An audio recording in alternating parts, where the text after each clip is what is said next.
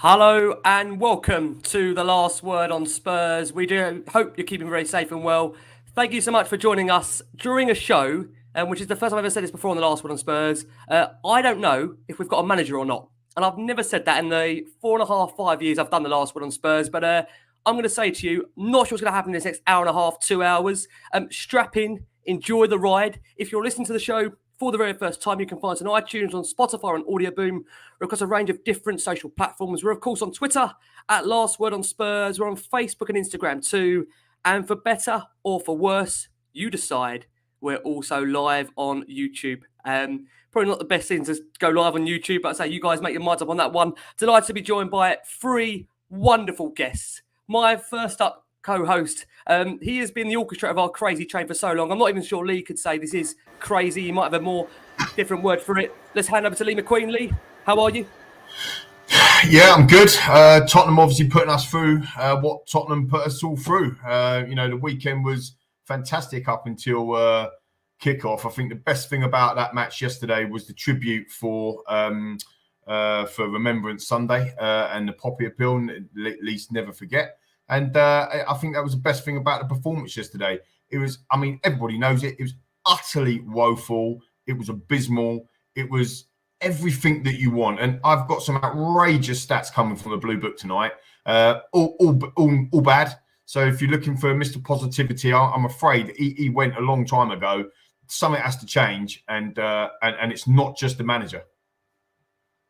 Indeed. I'm going to apologise in advance because normally when we do this show, I want to say I'm quite an organised person. I was up last night to about 2:30 in the morning, sitting there trying to scribble down some notes, and I thought, what am I doing? I'm doing this on Saturday night, Sunday morning, when I know by the Sunday afternoon I do this. This is all going to be completely irrelevant, and it could be all completely irrelevant in this next hour and a half. And please again, excuse me if you see me looking down. It's just a case of seeing if we have still got a manager. And that brings me on to welcoming two of our great returning guests to the Last Word on Spurs. First up, Sky Sports' very own good friend of ours, the wonderful Michael Bridges in the house. Bridgie, happy belated birthday. I almost have to apologise for bringing you on. How are you? I'm going to unmute you as well, Bridgie. Yeah, apologies for me looking down as well. Obviously, I've got some calls in and some texts in, so there might be some news, let's say. But yeah, thanks for having me on. Great show. I'm looking forward to it. Fantastic. Like I say, always great to have you on. And also pleased to be welcoming back this man to our show. It's been a while. I think the last time we had him on, I want to say Spurs might have been top of the league. God, how that changes. Delighted to have presenter, host with us. Well, the great Marcus Buckland joins us. Marcus, apologies for bringing you on. I'm now apologising to bringing people onto this show. What am I doing myself? So sorry. Well, I went yesterday for the first time this season, so I must take some of the blame. Perhaps my being there had an effect. I bought a new season ticket, and because of work commitments, I have not been able to go until yesterday. I was so excited. It's a terrific seat, level 4 North Stand, right over the goal that Manchester United twice struck. In fact, 3 times had the Ronaldo offside one been allowed to. And I've got to say that and I'm going to age myself here, but in 42 years of going to Spurs, the second half in particular of that game yesterday was, I think, as bad as anything I can remember. And believe me, there are plenty of other possibilities you could put on the list. It was so depressing from the moment that the manager made that very strange substitution and the crowd turned on him. It was sad. But also it was almost comical. People around me were laughing, and unfortunately we've all become a little bit immune to this because it's happened on and off for so many years. It has indeed. Now, many are probably going to ask how we're going to play this show tonight. So this is how we're going to do it. And this could go horrendously wrong, or it may be going to script. So it does appear that it's almost inevitable a case of when, not if, in terms of Nuno Espirito Santo departing as Spurs' head coach. So we are going to, like I say, reflect on his time at the club and what the future ultimately does hold, and then look ahead in terms of, like I say, what it does mean for these players under potentially a new voice. And also, like I say, some of their performances yesterday against Manchester United. I think over the course of the last 3 to 4 years doing this show, we have tried to, like I say, provide post-match analysis in almost every single game. Tonight shouldn't really be any different, but there will obviously be a heavily debated opinion in terms of the direction of where this club should ultimately go. So without further ado, Lee, let's hand over to you because Solskjaer again gets a result when he needs it the most. But let's be honest about it, from a Spurs perspective, they couldn't have asked for a more favourable opposition. An absolute shambles. How would you sum up yesterday at the Tottenham Hotspur Stadium? It was never in doubt for Solskjaer. Never in doubt after a 5-0 drubbing by Liverpool. Their next fixture is Tottenham Hotspur away. Never in doubt. I actually put it on social media myself. Don't worry, Ollie. You're still going to be at the World next week because we ain't going to show up. And what happened? We didn't show up.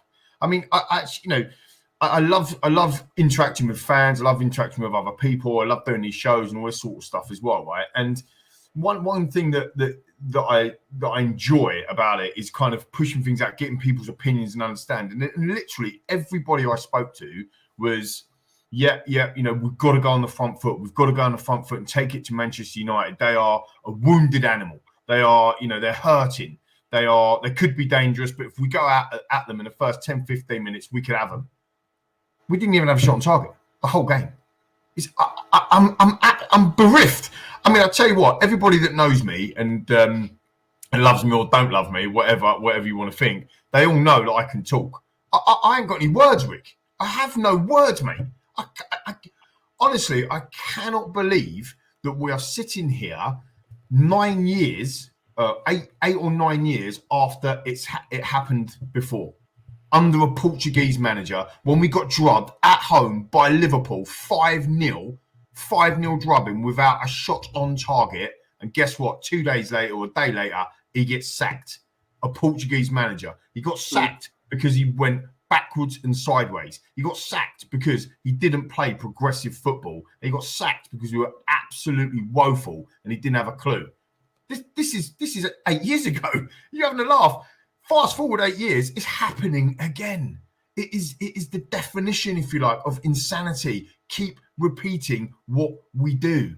And it is just rinse and repeat, rinse and repeat, rinse and repeat. Look, I know, and I'm sure everybody does, and everyone watching and listening as well, we all know that there's bigger problems at the football club than just Nuno Espirito Santo. And to a certain degree, I feel sorry for the fella. But he took the job, he gets the wages, and he's got that job to do, and he's not doing it. He sets up in a way that it is to contain and to be defensive. We've conceded another 3 goals yesterday. We conceded 3 against Palace, 3 against Arsenal, 3 against Chelsea. It's not working. Does anybody hello? It doesn't work. We go on the front foot against Aston Villa, 8 shots on target, we win the game. We go against front foot against Newcastle, 7 shots on target, we win the game. It's not rocket science. We've got Son, we've got Kane, we've got progressive players. We've got Lucas Moura scored a hat-trick in the semi-final of a Champions League. But yet we are going backwards. It is just mind-boggling. And I can't understand. And I am sorry, Nuno, but I can't understand how he's still sitting in that job. I can't get it. Yeah, we must say that in terms of sitting on this job, when you do listen to the show, he may no longer have this job.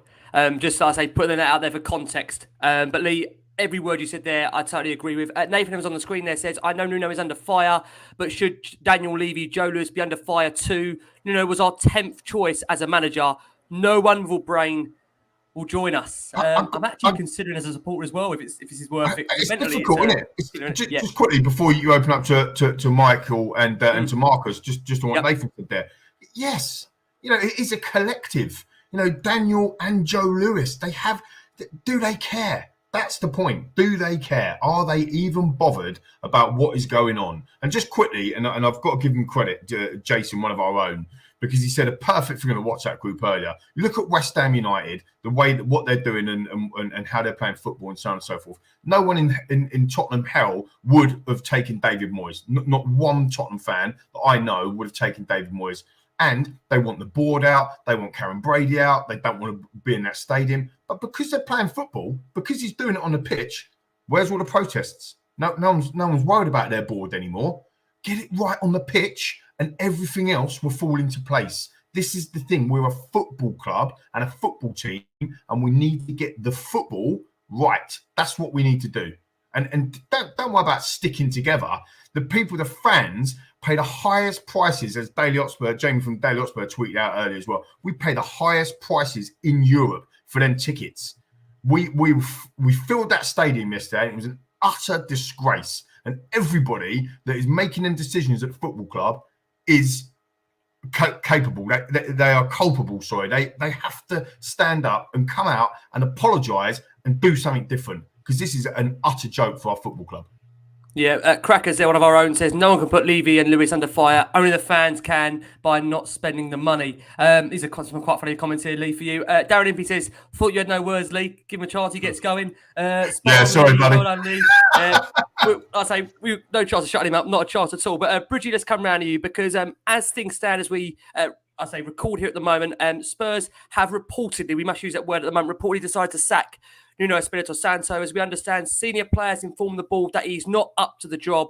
And I'll be honest with you, Mike, on the back of yesterday, it's struggling to see how Nuno could have turned it around from there. He looked like a man condemned. I mean, let's be honest about it, the football hadn't changed, and the fans, ultimately, they had turned inside that stadium. You know, considering Nuno in terms of questioning the commitment of his players before this, it just appears that he wasn't getting that response he needed from this team. Not a single shot on target. Spurs feel like a problem that ultimately Nuno couldn't fix. How did you see the game yesterday at the Tottenham Hotspur Stadium? It's West End prices, South End players. You know, it's hard watching this football club at the moment. I must say, it might be wrong to South End to say that, but I get where you're coming from. If you know, even with Jose Mourinho, who wasn't massively popular with Spurs fans, you saw what he was doing. There was a purpose, even though we don't like it. It's not a Tottenham way, which I don't really know what that is anymore. I don't know Nuno's plan. I haven't really all season. Now, if you remember, I was on this show when Spurs were top after 3 games. I got a couple of comments saying, cheer up, Michael, we're top. But I didn't like what I was seeing. There was something I said, look, I'm going to give it a few weeks, then I'll tell you how I feel. This is the next time I've been on, and it's here where, speaking, you know, we don't know whether it's happened or not officially. The club have said no comment at the moment. You know, I personally think something's going on. I've had indications that things are going on, and then we could hear something soon. Now, we know there's huge problems with the club. Recruitment. I'm sorry, I'm bored people with that, but it's essentially that. You've got Jack Clark, Sessegnon, Lo Celso, Roden, Bergwijn, Ndombele. The 3rd season where no one really knows Ndombele's best position, Lo Celso's. It's tiring. The recruitment has been horrendous. However, on this occasion, he was the wrong appointment. He is the wrong appointment, in my opinion. I have to say, it's been wonderful when I've spoken to him. He's been very respectful and remembers your name, which I always find is a good bit of respect. But no, I don't think he was the right fit. My concern going forward, this is a huge, huge football club. And don't let any other club tell you we're not, because we are. All right. Even in the 90s, 4-page, 5-page spreads when there's a managerial departure. But damage was done in the summer with the recruitment and the managers clubs that we wanted, that we were keen on. I made it very clear on Twitter and that Conte was the one for me. He's such a winner. And they say, well, he's not long term. What's long term as a manager anymore? Come on, you know. That's my concern. Yeah, we're gonna try and bring Michael back in there. Oh, can you hear us there, Mike? Can you still hear us? Yeah. Can you see us? Yeah. Every word you said there, Mike, you know, very hard to disagree with. And I think, again, it results back to the summer, like we've said, in terms of when you're appointing someone that is the 10th, 11th choice by many's reckoning.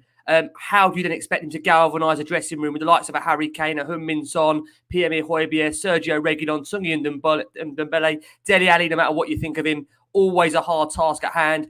Marcus has come round to you because, you know, the way I look at it for me, Marcus, is that you can't score 9 goals in 10 games and you've got Harry Kane and Heung-min Son, 2 of the most potent forwards in the world. And I must add on that before people question me, no, I do know Heung-min Son is not a striker. I know he's an attacker, but them 2 are a formidable force. And when you look at what they did under Jose Mourinho, and we were criticised by a lack of attacking football, I just think it's simply not acceptable. And you go on the point there at Spurs to fail to register even a single shot on target against the United side, who had conceded 11 goals in their last 3 matches before going into this game. I mean, how do you, Marcus, how do you reflect on that result against United at the Tottenham Hotspur Stadium?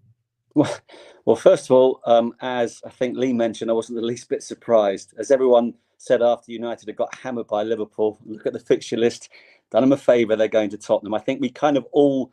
actually, I did think we might manage to salvage a draw yesterday, but... yeah, I agree. I would say very quickly, I thought that Son was one of the very few exceptions yesterday, worked his socks off. He was having one of those days where, everything he tried in front of goal didn't quite work, but I still thought he gave 100%. The thing that continues to baffle me is, where is Harry Kane playing? I mean, I just don't understand whether it's his decision to almost, he's almost behind the central defenders at times. And I don't get that. Is that his decision? Is that the manager's decision? Has he lost his confidence? There was that run in the second half, which led to that awful cross. And at that stage, the people around me were booing Harry Kane, and I never thought it would come to that. I take exactly what you have said, that there are bigger things than the managerial appointment. But quite clearly, he does not have what it takes to be the Tottenham manager. I was speaking to a colleague of mine from one of the national newspapers. The national newspapers don't even send their correspondents to Tottenham press conferences anymore because Nuno has got nothing to say. Wow. Of course, you don't necessarily want a manager who's mouthing off all the time, and maybe Mourinho's too far the other way, but you still want a story. You want to get the press interested. Wow. On the back pages. They are not sending their correspondents to Spurs press conferences anymore. And from what I understand, it's interesting actually that Michael said Nuno shows respect and remembers his name. But I hear that underneath it all, he's not got on well with the players.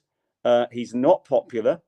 And I also understand that I can't clarify this, but I get the impression from what I've heard from two different people that actually, if he got the sack, it wouldn't be the end of the world for him, because I think he realizes it's the wrong fit for him, just as we all do.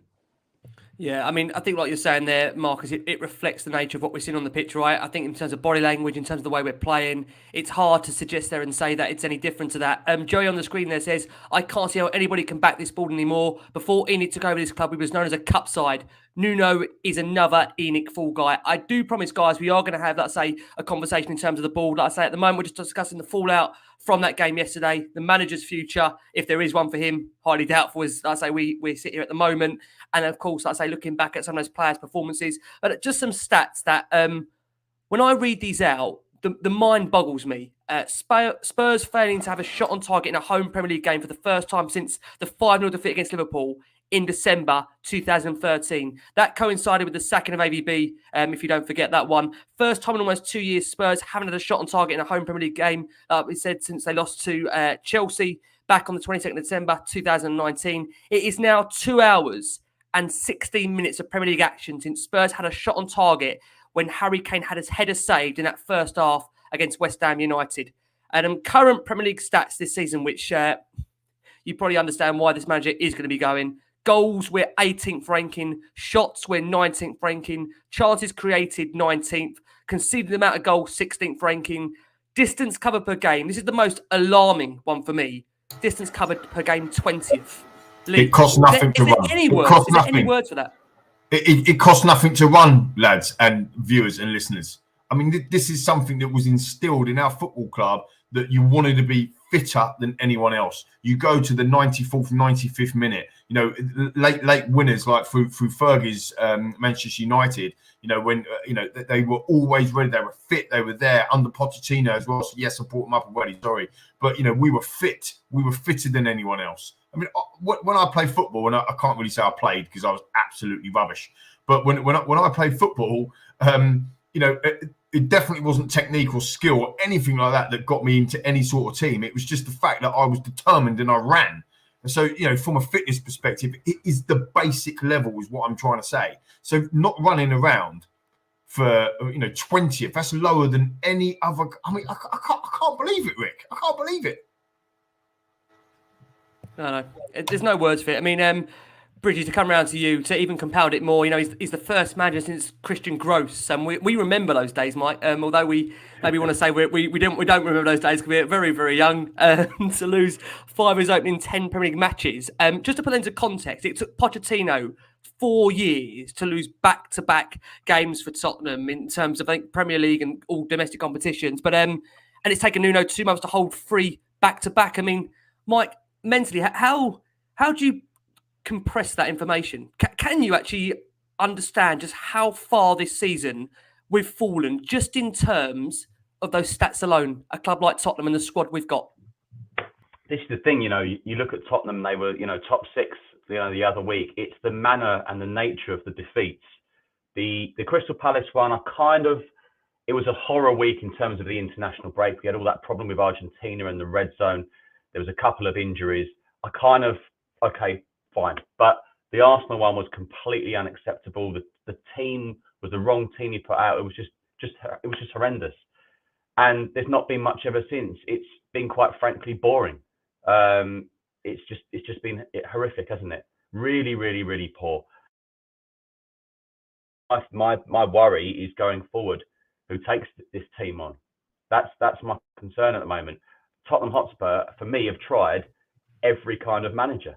Every kind of manager now. Yeah. Where do you go now?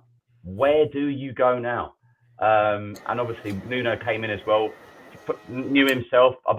I think someone said it earlier, and I think he's always had that feeling that he was going to be your short-term fix here. And that's probably rubbed off on the players. The players know, they're not stupid, they talk. It all seems very short-term. And then you wonder why all the Spurs fans travelled up to Burnley on Wednesday. Everyone in their thousands on, Saturday, 62,000. When really, it's like a year of not being interested. You just know it's a one-off, and that's how it all feels this season. It's just all very, very glue. Like West Ham last week. I don't even think West Ham really went out of second gear, did they really? That's the scary thing, isn't it? That's the scary thing, isn't it? That West Ham actually had more to give to that game. Absolutely. Yeah. And, you get people now and arguing with each other, going back to the Pochettino argument again. Like I've said, he was drained. He wanted a break. I know he did. That was fact. We can talk forever about. We all want a break, though. We probably want a break as well, but we can't. Yeah, no, I mean, of course, but he really genuinely mentally needed a break. I know that for a fact. But Nuno was just completely the wrong appointment. I know the soundbite will make you proud, but like this morning, people saying about, we should have sold Harry Kane now. Let me say this over and over again.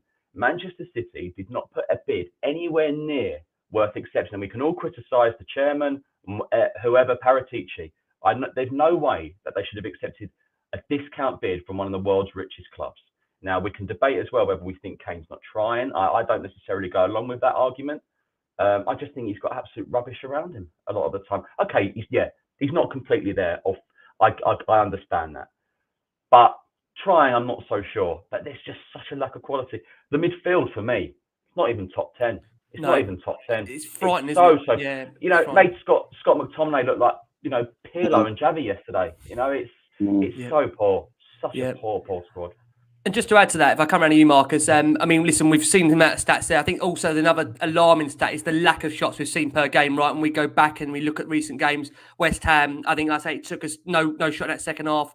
Burnley, 69 minutes, I think, for our first shot of the game. Then obviously the United game, no shot at all. Listen, it's the old average thing, isn't it? As we all know as fans, if you don't shoot, you can't score. Is there anything he could have done? Based on that alone, how can anyone would have made a compromise to keep this man in? There would have been no way, would there at all? Listen, I think Michael's made a really good point. I think we have to look at that team, and that. I was a little worried when I saw the starting 11. I didn't know why Davis had come in. I didn't know why Ndombele wasn't starting, but I don't think. I'm afraid on the Harry Kane front, I think he is trying. He's clearly upset. He's clearly not the Harry Kane that we've become accustomed to over the years, but he's getting next to no service at all. The other thing that just struck me, sitting in the stadium for the first time this season, but I've seen the video before, you've got that wonderful sort of build up. It's all about to dare us to do and all this sort of thing. And then you watch a team that is not daring to do anything. That's the most galling aspect of the whole setup at the moment. But you look at that starting 11, I like Oliver Skip. I think he's a really honest, hard-working player. But is he to the level that we really require if we're going to start beating the top teams on a regular basis? Højbjerg has been a fantastic workhorse. I think we all want to see him in the team. But just how much quality does he actually possess? I just look at that starting 11 yesterday and those on the bench, and I actually think we're kidding ourselves a little bit if we expect to have huge success at the moment. I'm afraid that, the quality for me anyway, is just not there to the level that we would expect 2 years on from being in the Champions League final. Yeah. Tin Man on the screen there says, Roy Keane summed this up perfectly. Boring. Lee, we're going to come around to you in a second. Before I do, I just want to read out, a number and a flavour of some of our listener questions. I must say thank you ever so much. I know we get these in every week. This week, I think we had over 150 come in. We do try our best to, let's say, shuffle the pack, try and provide different questions from different people each and every week. So let's say if you haven't had your question read out, it's not been overlooked. Please keep sending these in. Nathan Lumber says, lost for words, different games, same story. We've gone backwards even from last year. The manager was totally out of his depth, and his decision-making and lack of ability to make both player and tactical decisions during a game was ever more apparent, appalling. Nuno had run his course. AD, and this is an interesting one, AD actually did phone us last week, and he said, I told you Nuno would be sacked because the moment the ball feel they have the heat on them, they take the easy option. 62,000 people saying, you don't know what you're doing to the manager. There was not a chance he'll survive. They need to hire a Potter. Money does talk. So does style. John Labby says, enough of this. I'm going to be ill watching this club week in, week out. We have zero quality, no plans or ideas, no passion, no heart. It runs much deeper than Nuno. 2-0 down at home. There was no reaction. There is something seriously wrong with this football club from top to bottom. The Bacchanal says, this is on Daniel Levy and Fabio Paratici. Should have sold Kane and rebuilt. Should have hired Fonseca. At this point, no one is being honest if they think this manager and this squad is anything but mid-table or worse. Andy Perry says, and this is quite poignant, when was the last time you actually looked forward to going to a game at Spurs recently or even enjoyed just watching the quality of football? I no longer remember either. And right now, it's soul-destroying. Everything around the game is just so depressing. And we do, like I say, echo those thoughts, I think, from Andy there. And I can tell you, Andy, having to do these shows every single game, every single week, almost twice a week sometimes, it does definitely grate away. Now, after the game, Nuno was asked in terms of the way forward. This is probably relevant news now, but he said that we're not on the right track. It was a bad performance. We are telling the fans we are sorry, but we are trying our best. In a humble way, we asked the supporters to support us. In terms of if he was confident that he would have got more time, he says, I'm only thinking about the next training session. The booing of fans is understandable. When they don't see their team turn up, they expect they are going to boo. It is up to us to change the mood. And finally, he says, the only solution is we try and stick together and work together. We are better than what we showed. We should do better in terms of certain situations because we have the talent to do so. I mean, Lee, you've got to be honest, on that game itself, and I know this is now probably old news to many in terms of Nuno, and it was just the case for me, Lee, that again, you go into a game with a real lack of shape, lack of a plan, and almost a manager whose ethos is completely against the profile that we put out during the summer. You know, we were promised almost a restoration of attacking, exciting, vibrant football and a squad who would be refreshed to an adequate level and a board who actually listened to the supporters via the trust. And we actually have none of the above now. So therefore, do you have any confidence moving forward that we will get the right person in that is going to take us forward as a club? Look, listen, our last 3 or 4 managers that we've had that have been successful have been stumbled along, haven't they? You know, Jacques Santini, and then we ended up with Yol. Yol was put the building blocks into place to get us into the top 5. And obviously with Lasagna Gate, we'd have got into the top 4. The director of football structure kept Harry Redknapp away. Then they got rid of it. Harry Redknapp comes, we're in the Champions League, unearths Bale. The rest is history. And ultimately, with Pochettino as well, it wasn't a lot of people's first choice at that time. AVB, again took us backwards. We've already talked about the Liverpool defeat. I mean, the 1-0 West Brom at home defeat was absolutely horrific under AVB. I remember thinking, I was in the South Stand that day and I said, that's it, I ain't coming again. This is what the club needs to understand, like the board need to understand, that fans are sick of going and watching this dross. I was actually on a flight back from Spain yesterday, and so I didn't actually make the game, which is bloody flight got changed, to be fair. It's really annoying. And I put my ticket on the exchange. And this is a massive point, I think, because my mate that I go with season ticket, a few of us are dotted around, who sits next to me, he went to the game. Man United fan had my ticket on the exchange. How's that working? How does that even work? You have to be a member or part of the supporters club from a Tottenham perspective to get an exchange ticket. It's just, people just been filled up in the stadium wherever they want to be. People are coming over. They're not even supporting Tottenham. The 60,000 people, the proper fans that go up and down the country, week in, week out, everywhere they go, abroad, everything. One of our own, Chris Callan, he does all of that. This is what we're getting. We're getting served up every week. The value of our club. Sorry, Marcus, go on, bud. I take what you're saying. The trouble is, the club knows that no matter how bad it is, we're going to pay for it. Yeah, we will turn up the following, and that's a fact, and they know it. And it's unless you can lead some sort of rebellion where 60,000 people just don't turn up one week and really put the heat on Daniel Levy, it will carry on like this forever. People were doing the conga inside the stadium at 8:30 yesterday, and oops upside your head. Yeah. To be fair, the way it was going, Mike, we'd have more success doing that, I reckon, than getting a result. Yeah, the support from Tottenham fans is absolutely phenomenal. It always, look at Burnley Wednesday night. This is the sad thing, isn't it? It's incredible. Yeah. They always go on about Leeds fans, Newcastle fans. Yeah, we all know that. Yada. But the Tottenham fans are right up there as well, if not better, in my opinion. Absolutely incredible support. But you look at it as well. We talk about time to drop Kane and all this, and we should have sold Kane. Right, okay, right. Sold Kane, right, okay. So you've got pure faith that the people in charge are going to spend that money adequately with a week to go before the deadline. Tottenham don't even have Vinicius this season. There's no second striker. Look at Mike, that poor old 26 goals are out this squad, Mike, in Vinicius and Bale. Right. No replacement. Now, for years, I've been told by the academy guys, Dane Scarlett. Mourinho said, Dane Scarlett. I'm worried about this boy now. Take him out of that Europa League, Conference League squad now. Dangerous. You cannot be doing this to a young kid. It doesn't look good. You're making Vitesse Arnhem defenders look like Maldini, and it's not good for him. He's learning absolutely nothing. No Vinicius. Bale. Okay, fine. Spurs won't get him Bale back ever. But no second striker. It's the recruitment.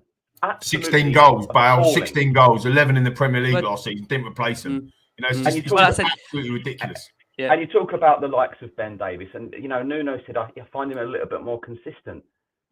You look at the likes of Harry Winks.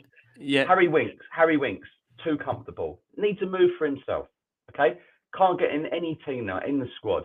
Dele worked hard all summer, can't get in anywhere near the squad now. Looks shot to bits. These need a move for themselves. Wait, just quickly, I just want to pick up on a point that the lads made before, and also that values piece, because I do bang on about a plan and and all that sort of stuff. And I know, I'm sorry, viewers and listeners, I keep banging on about it, but it is so important for everybody to galvanise. When we get messages from the club saying stick together, for what? Stick together around what? If you tell us that in 5 years we're going to win the Premier League and this is how we're going to do it, or in two years we're going to challenge for the Champions League again, or whatever, then I don't know what it is. Everyone's got their own opinion on that, right? So it's completely subjective. But the club need to come out and say, this is what we're doing. This is why we're doing it. To dare is to do. We're going to make you proud. Well, you're not. You're not making us proud, and you're not to daring, and you're not to doing either.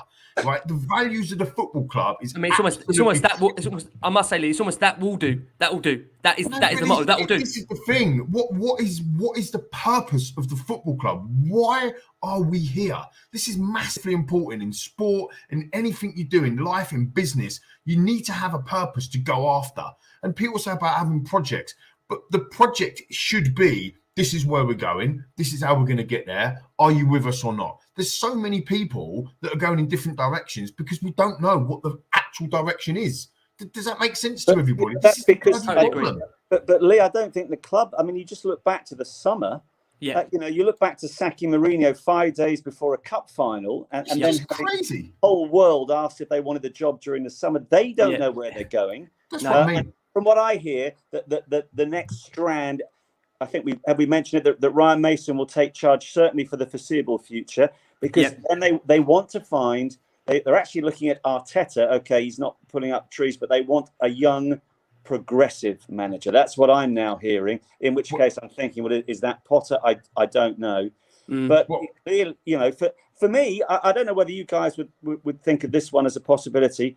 Yeah, bring back Ryan Mason. How about in conjunction with Glenn Hoddle, who I know has been out of the game for a very long time, but is a legend and Well, could put an arm around Ryan's shoulder, and as a duo, I think that, you know, if we're going to stick together, I think Glenn might help get people to stick together for a few months. I don't know. I know he's been out of the game for a long time, but to me, something like that might work short term. John Marcus, all I would say is that whoever's going to be in this job temporary, or the word interim, for me, it's got to be someone with a football head. And this is no disrespect to Ryan. He's played the game. He's, you know, really, really a favourite around the football club.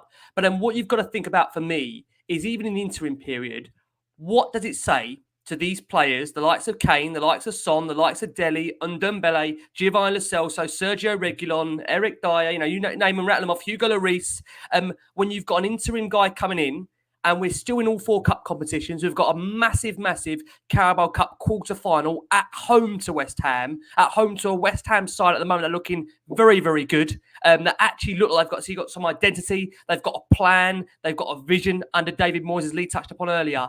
This, to me, is a massive, massive job now for anybody that comes in. And I totally am in support of you, Marcus. What you're saying there is that, for me, it needs somebody to come in that has got, for me, experience of leading a dressing room. And that's no disrespect to Ryan, because, like I say, he's done a good job overall last season. Of course, I think I was massively disappointed with the cup final, and I was joking with Jason earlier, just that for me, it would be really uninspiring if Ryan Mason was to come back. I didn't mean that personally, because I've got a lot of respect for Ryan in terms of, like I say, what he's been through as a player on and off the pitch, and, like I say, what he's given to the football club. But for me, I just want to see Spurs be more ambitious. But Mike, to come over to you, sources claim that Daniel Levy was reluctant to make a knee-jerk decision so early in the campaign.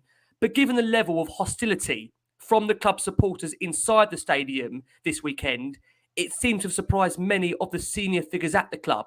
Did it surprise you at all, Mike, in terms of that level of hostility towards Nuno in that game? Did it surprise you, the reaction he got in terms of the substitutions, in terms of, like I say, the booing overall? Yeah, a little bit. I mean, I was surprised myself when it was Lucas, but not many were really putting up trees anyway. I mean, like, I'm going to talk about Bergwijn.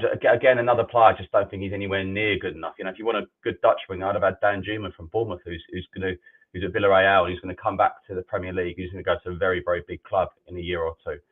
Remember, I've said that. Again, he looks lost. And I feel sorry for Bergwijn. You know, hearing that, you know, that was nothing on him. No disrespect to him. No, and you're right. He got caught up in it, didn't he? He got caught up in that. Yeah, another winger. I just can't see it happening for him at Tottenham Hotspur. I mean, look, still in the quarterfinal of the League Cup. Don't want to lose to West Ham for massive game for many reasons. Yeah. You know, got to be careful here who Tottenham bring in, because if it's certain names, I just feel like you're just throwing the season away. You know, that's just my worry, though. And as I always say, how big this football club is, the damage it's done last summer, the embarrassment, and how long it took to hire a manager. And then we wanted to get a guy who got sacked by Roma, because our manager was going to Roma. You know, I mean, and please, everyone, just ignore the Conte rubbish you read this morning, okay, from Italian reports. It's rubbish. Unfortunately, it's rubbish. Do you honestly think? You mean you can't tell we're gonna grovel back there to and say, Antonio, we have got that 400 million under the sofa. We can do this. I'm sad to say. Do you honestly think? And just for the record on Conte, I've been told that he's not exactly rushing. I know I really wants the Man United job, and he could potentially be offered it if Ollie loses to City and their Champions League game. I mean, let's face it, Tottenham, what a great game for Ollie after their defeat. We just played a team and lost 5-0. You know, not one shot on target. All I'm saying is, it's bleak times. I don't want people to think if Nuno does go, everything's going to be okay. Everything's going to be a lot better. It could even get worse before it gets better. Yeah, and because I'm sorry, Ricky, I don't think it's a very good squad. No, I think it's better than what it. But we're in the third year of Giovanni Lo Celso, and we still don't know his best position. Yep. Tanguy Ndombele gets a standing ovation if he lasts more than 67 minutes. Mm-hmm. It's unacceptable. It's unacceptable. His best position is out of the club. I want like him. He has proved nothing every time he. No, it's not going to work with half of those players. You are right.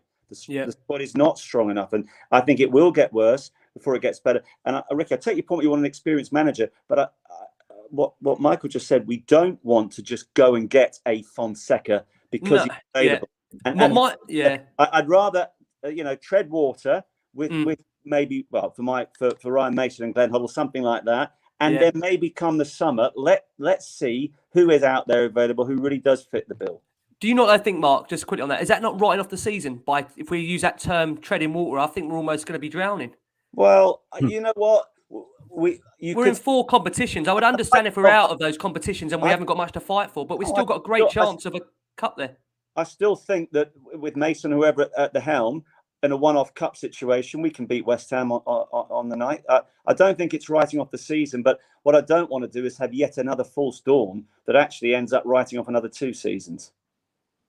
I've got a slightly different take on it in terms of the squad. I know Michael and Marcus have been quite vocal on the squad's not good enough, and I'm not sitting there saying that it absolutely is. But what I would say is that it's given the style of football that they've had to endure over the last 2.5 years, and the drills and the coaching and or the lack of running, the lack of training sessions. In the football club, we know from Manchester United supporters and friends of the show, and Aaron, who's a big Manchester United fan as well, and hosts us now on BBC London. We know that Mourinho done the same at Manchester United and got them hardly running. He wasn't. There's always a hangover, Lee. We must stress that there is always a hangover after Mourinho. Exactly. So you look at some of these players. I'm not trying to defend Tunga Ndombele or Lo Celso or any of these players that aren't giving it, but the stats you said earlier, Rick, right? 99 kilometres or something like that, was it? 99 kilometres, 20th in the Premier League in terms of team running. That is not just down to the players. That is down to the coaching and the management of what we're doing. So I do agree that if we hopefully when we get rid of Nuno, that things still might get worse because of the squad. But I also think there is a potential for it to get better as well. If you go on the front foot, sorry, Mike, sorry, buddy, but if you go on the front foot with the players that we've got, we will win more football matches than we lose. Oh, look, I mean, Tottenham can be better. I mean, they can't get much worse. That's true. Thank God for Norwich. Tottenham would be bottom of everything. But I just see headless chickens everywhere. No guile, no creativity, no passer. I want to enjoy. I miss Modric so much. I mean, how everyone knows I'm obsessed I am with Eric. I know, Bridgie. Right? I know. Yeah, and I'm sorry, let's not forget Jose Mourinho came second, won the Europa League and the League Cup. So let's not pretend he had a bad tenure at Manchester United. I think Ollie's done okay, but can you imagine some of those ex-United players? They'd have a statue for Ollie if he won the Europa League and finished second. Come on. And also, let's not forget, weird as it sounds, if we'd won yesterday, we'd have gone 4th. And that's the manager who I think most people want to say goodbye to. So I don't think we'd be treading water by bringing in somebody else. We need front foot football. Yeah, that's what we need. So that is what we need in this football club. We need front foot football. Portuguese managers do not work at our football club. End of story. AVB, see you later. It didn't work. Right? I just worry, Lee. Marino didn't work. Nino hasn't worked. Do not go and bring in Consal. Do not go and bring in Fonseca. That ain't going to work. It's pointless.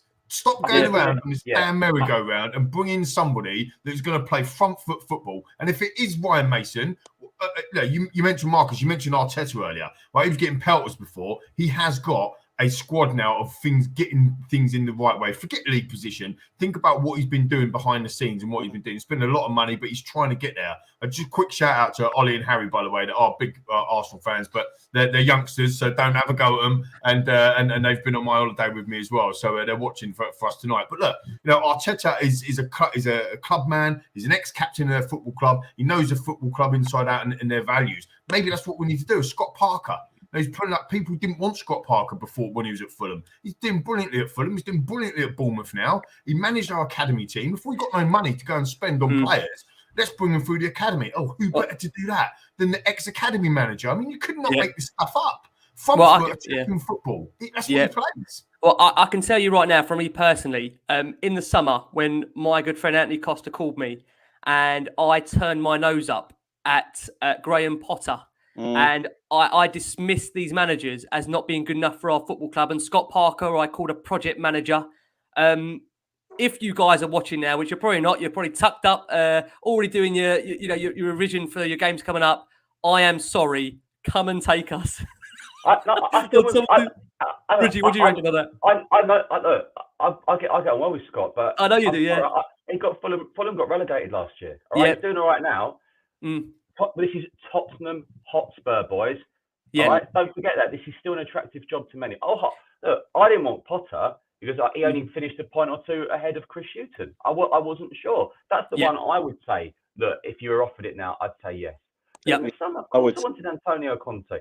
Jose Mourinho was a massive name. Look at how good Kane was under him. Okay? Yeah. No, this is the bigger problem. I agree. I agree.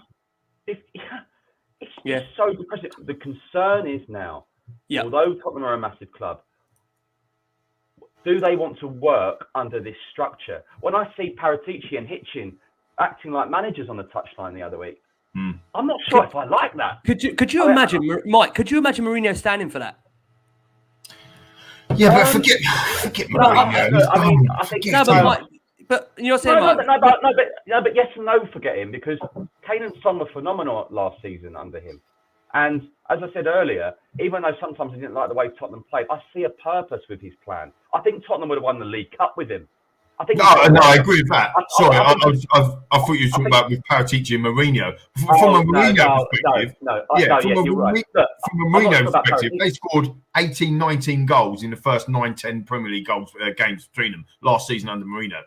In that Amazon documentary, Kane went into Mourinho's office. And Mourinho went, "Stick with me, I'll make you an absolute superstar." He had arguably his best season in the Premier League. I totally agree with you. I completely agree. He went in there and said, "Look, actually, my best chance here of getting top of the league or winning anything is Son and Kane." And he made the team, and they were absolutely outstanding. How can we have them two unbelievable players doing what they did last year to not even having a shot on target against Manchester United? How's that work? I'll tell you something. I'll turn it around another way. If Eric Ten Hag, Holland is a selling country, right? If Eric Ten Hag and Graham Potter, manager of Brighton and Hove Albion, with the greatest will in the world, if those two, let's use them as an example, if them two are saying no to Tottenham Hotspur, there's a problem. Yeah, totally agree. I must say, guys, very quickly, for our listeners on audio, we are going to go for a very quick break. Now, depending how this goes, you are going to hear from either the current or the previous Spurs head coach, Nuno Espirito Santo, for you listening on your way to work Monday morning. I can't confirm either way whether that's, like I say, he's current or he's previous. You'll know when you're listening to him if you can even bear it. So like I say, you're going to hear from Nuno in this break. For our watching audience on YouTube, where we've got an absolutely staggering near 1,800 of you watching us live. This is live therapy for some of you. Thank you so much for, like I say, watching us on your Sunday evening. Like I say, we are keeping our fingers on the pulse. We may get an announcement very soon over the future of the current Spurs head coach, Nuno Espirito Santo. Like I say, if you're listening to this, he may have already departed, and you may already know before us, who Spurs have got in charge. So that's where we're going to go in next. And like I said, we're going to get on to actually discussing where we are in terms of the future now, because we've done that Nuno chat. We are also going to look ahead to managing. We're going to look back in terms of the player performance against Manchester United. But Marcus, let's come to you because I just want to refresh your memory, not that you need it, over Spurs' Daniel Levy's words when Tottenham were looking for the last manager. And he said, "We shall focus the recruitment of a new head coach. We are acutely aware of the need to select someone whose values reflect those of our great club and return to playing football with the style for which we are known for. Free-flowing, attacking, and entertaining." Now, interestingly, on the back of that, we've actually heard, sources around the training ground, which I know actually you mentioned earlier, Marcus, that technically Nuno was being seen as Mourinho without the CV or the charisma. The training and tactics were being described as devoid of intensity. Therefore, I just wonder from my perspective, we mentioned about names. If we discuss maybe, because we don't know what's going to happen in terms of this season, if we're looking ahead to next season, if there is going to be an interim for now and say Ryan Mason is the appointment, do we need, Marcus, a completely different playing style? I think Mike mentioned him there, someone like an Eric Ten Hag, and I think previously we mentioned someone like a Hansi Flick. What they would have done for me is they would have gone in there with a completely new plan that would have, I think, changed the ethos of that dressing room to a point where it would have been almost a learning curve again for the players. They would be able to flood out what was done previously, new regime, new purpose, new focus. Is that what Tottenham need with their next appointment, in your opinion? Well, it's a very good question. I honestly can't answer that with any great certainty. Of course, the next manager needs to come in with, Lee said it earlier, we're not quite sure what the Tottenham way means anymore. But for me, the Tottenham way, when I think back to some of the managers and the teams that I've watched in the past, I mean, I want pace. I want overlapping fullbacks or whatever it may be. I want that creativity, and I want a couple of great goal scorers. Okay, I'm being a bit selfish, and if we're going to lose, that's fine, because I'd rather go back to the Ozzy Ardiles days when we had the famous five, and we might lose 5-4, and he didn't last very long, but there was something still quite noble about that team and the way they went out and tried to entertain. Okay, it didn't work. So yes, you've got to just look at the video that they show. I mentioned it before, the video of the great and glorious moments in the club's history that get you all up for the game, as it did for me yesterday. And then you watch that team, and they're not doing that. It's just so static. There's just no creativity whatsoever, no speed, no pace. That translates into no shots on target. Yeah. So whoever comes in, I do think they need to be aware, because it's still going to be very hard to win things. So, okay, you might not win silverware, but if you're entertaining the crowd and you're trying to do it, quotes, the right way, I think that next manager will have a chance. They have to have a chance, because it can't get any worse than this. So, yes, I would like somebody who's got a bit of creative flair, who knows what the fans want, and let's see how far that can take that next manager. Lee, let's come over to you, because in the aspect we're in right now, some actually don't blame maybe the predecessor when you listen to this new no. In fact, some actually feel quite sorry for him, because it was, I know we've had a discussion, me and you off there earlier today over the phone, that the wrong man for the job. But for the blame, this should needs to land with the Spurs board, right? I mean, we've been here before, we've been there again, we've discussed this on a lot of different shows. And you know what's funny? The amount of times I hear people say, last word on Spurs, we don't call out the ball. And I wonder, we discuss every aspect of the football club, every single game, every single week, and we do it to death at times. I mean, like I say, these shows go on to about an hour and a half for that reason. But we knew, Lee, the team needed refreshing even prior to the Champions League final, but dreadful club management has seen us ultimately fail.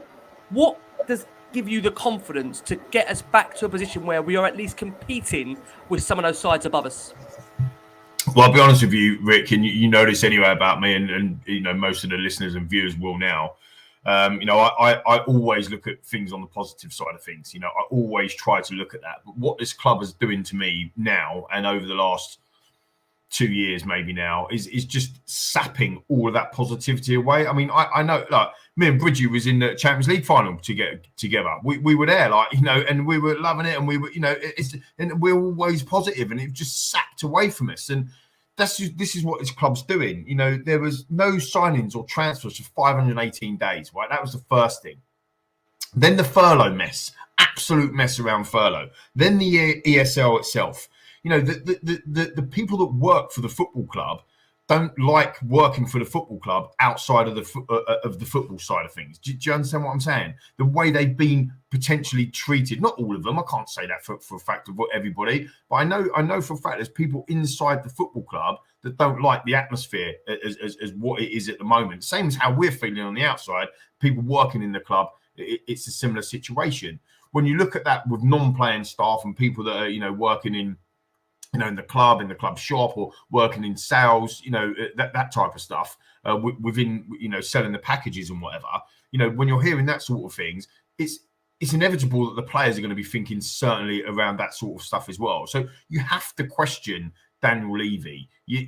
Daniel Levy is the chairman of the football club. He's a 30% owner of the football club. But he can still step aside. Just because you're part owner of the football club doesn't mean to say that you have to run it. You don't have to be the CEO or the chairman.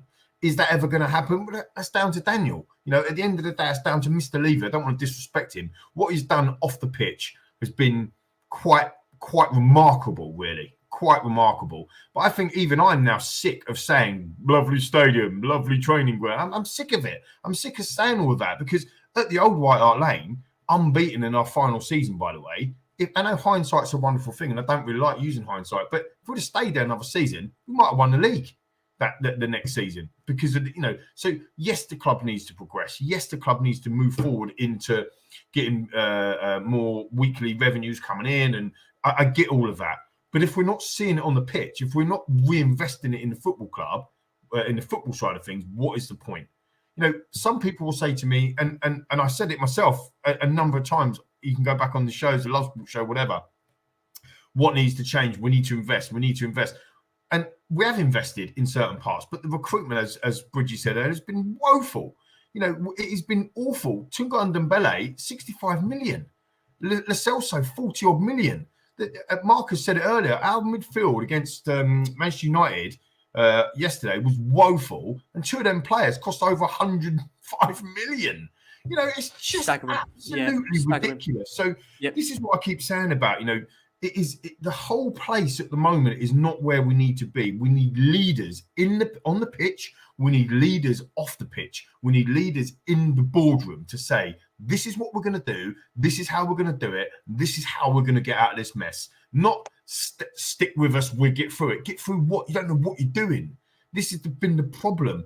The other issue that we've got with Daniel Levy at the moment is, and you have to give some credit if I can. I know a lot of people won't allow me to, but everybody was saying we need a director of football. We need Levy off the football side. We don't want Daniel Levy making the football scene.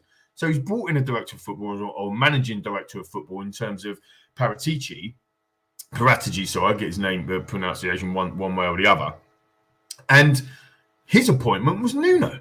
So what happens now if Paratici doesn't want to sack Nuno? What does Levy then go and sack him above his head? And now he's got a rod for his own back. This is why it's an utter mess. You can't have one person wanting to do one thing and another person wanting to do another thing in leadership positions in the football club. Lee, sorry, Colin, what I also hear is that apparently Daniel Levy has lost a lot of enthusiasm for the football side of things. He's got other business interests. He's not going to sack himself. This is the big problem. But I think he's lost a lot of faith himself. And unfortunately, when you look at the decision making that this club has been responsible for a number of years now, I mean, I totally accept that what he's done in terms of the new pit.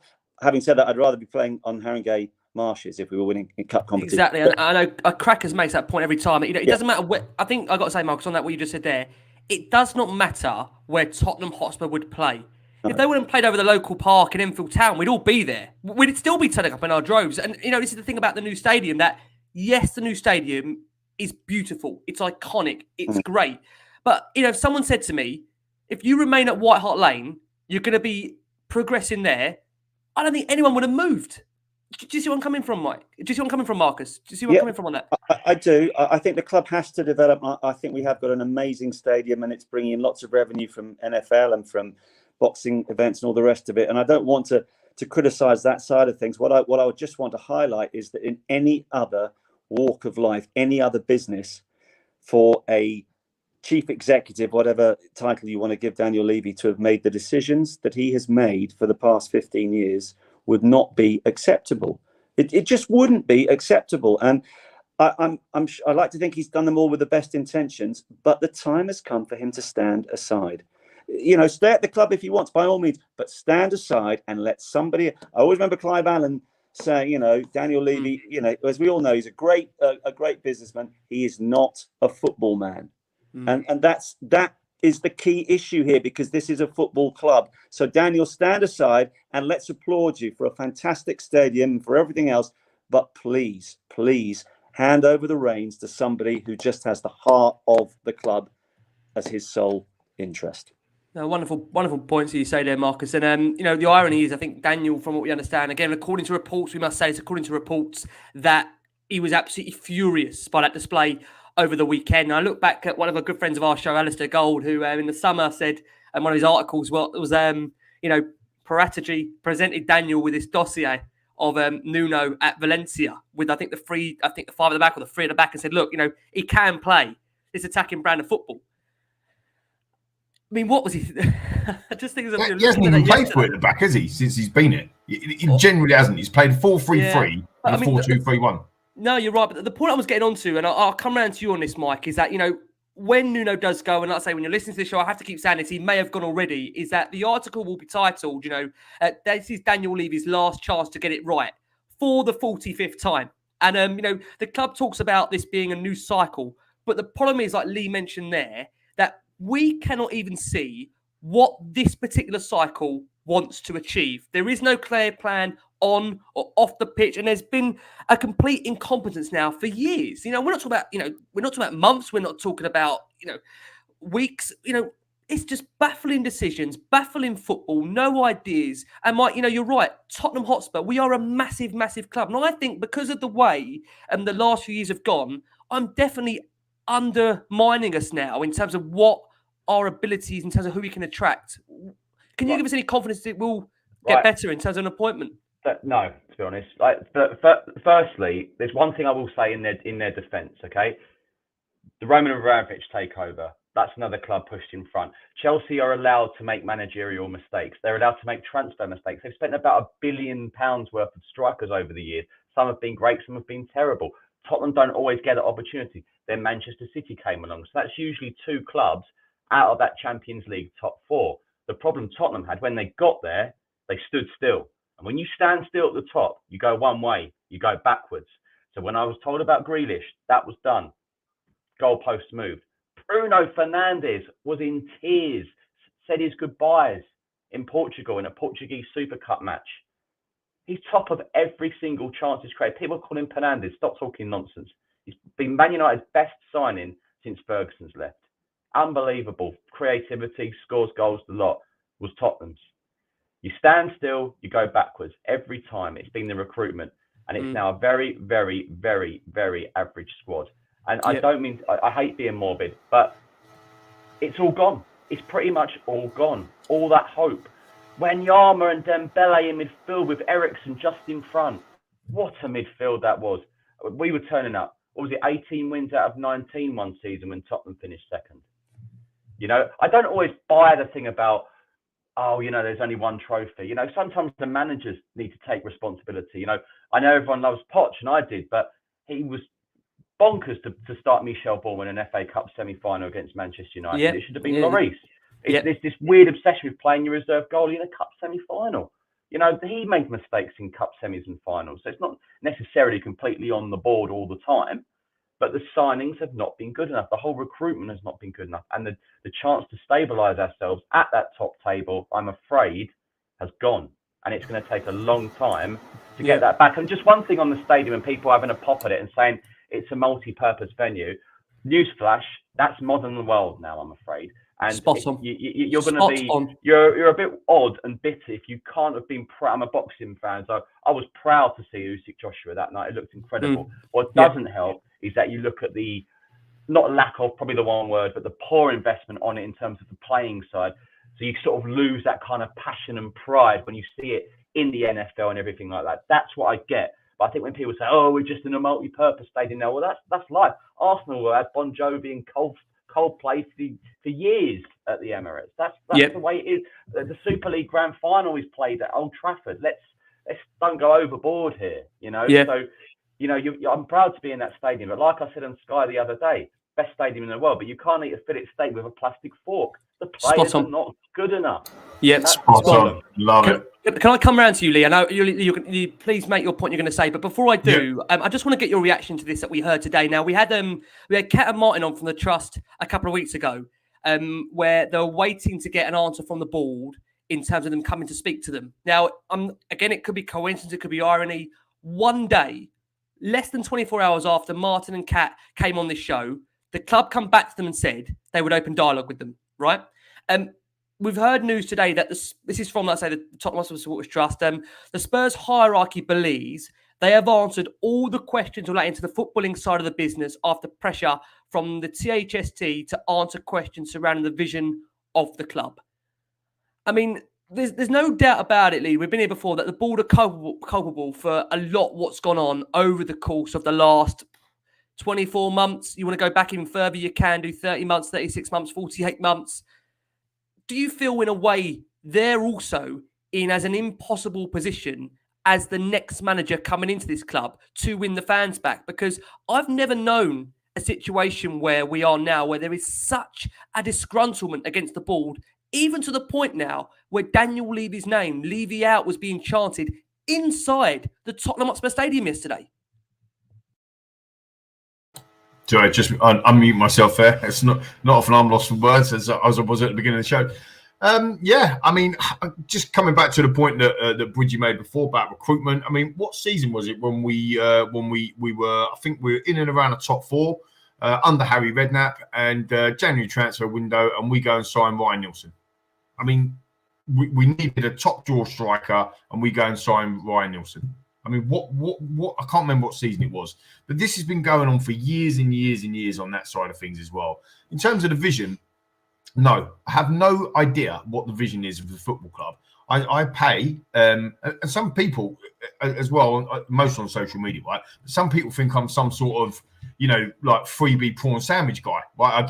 I don't. I pay my season ticket every single season, and my seats that I pay for every single game. 75 quid, by the way, to sit in the South Stand for that Manchester United game. 1,250 quid a season that I pay on my season ticket, plus all the other bits and bobs that goes on. I'm not a freebie guy at all. I pay my way, and that's what I do.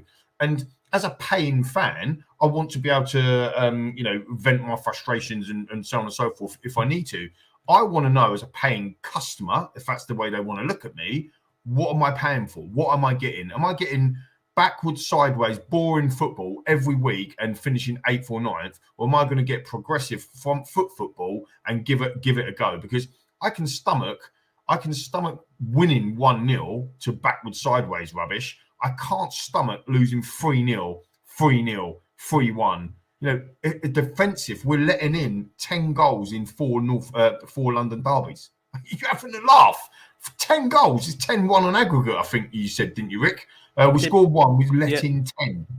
West Ham again in the quarterfinal of the Carabao Cup. They're going to come to town. I am so nervous. I'm so nervous about that game. Exactly. Terrified. So, Terrified. Coming back to the vision, coming back to answering the questions. I'm sorry, Tottenham Hotspur Football Club, Tottenham Hotspur board, you have not addressed the fans in the way that we expect. That it might be a tick box exercise for you, and in some statement that you might have put out, but unfortunately, you haven't come on to and have a conversation with the trust. Come and have a conversation with some of the fans to understand where we are coming from. It isn't about wanting, wishing people ill and wanting people to go to another country or, get out of our club and all this sort of shouting and whatever. This is just a passionate Tottenham Hotspur fan saying, where is my club going? Well, guys, where are we going? It's upsetting. Wouldn't it be nice? Wouldn't it be really nice to hear something from Joe Lewis? Anything. I'll happily go across and spend a couple of days on his yacht in the Bahamas, and I'll be as soft as I can with the questions. But come on, this ultimately is the man at the very top. I have never heard him share any sort of vision at all with the club. And that, I know Abramovich doesn't give a lot of interviews, or he doesn't give any interviews, does he? But listen, he leads by example, and he doesn't have to say too much because they win things. I want to hear what Joe Lewis wants from Tottenham Hotspur, because ultimately he is the man at the top of the tree. Yep, I agree. Mike, to come over to you, I know we discussed in terms of the lack of quality in terms of this squad, but when you look at it this season, we've got Romero, Emerson, Hill, who on the eye, they look maybe smart signings to join the likes of Kane, Son, Højbjerg and others. And is it a case, Mike, where you do maybe think that a coach who can actually control parts of a game in terms of possessions will undoubtedly extract more from these players than a Nuno? Do you honestly believe that will get that initial reaction? I think Tottenham obviously are capable of better, but I have to be honest, Rick, and Tottenham didn't really keep the ball a lot under Jose Mourinho. I just don't think Tottenham have the players. They're not creators. Højbjerg works hard, but is he just another Stefan Freund? I know that's harsh, but well, I'm not sure about him. And Skippy, who I love, starting every single game. These aren't like Lucas is not a creator.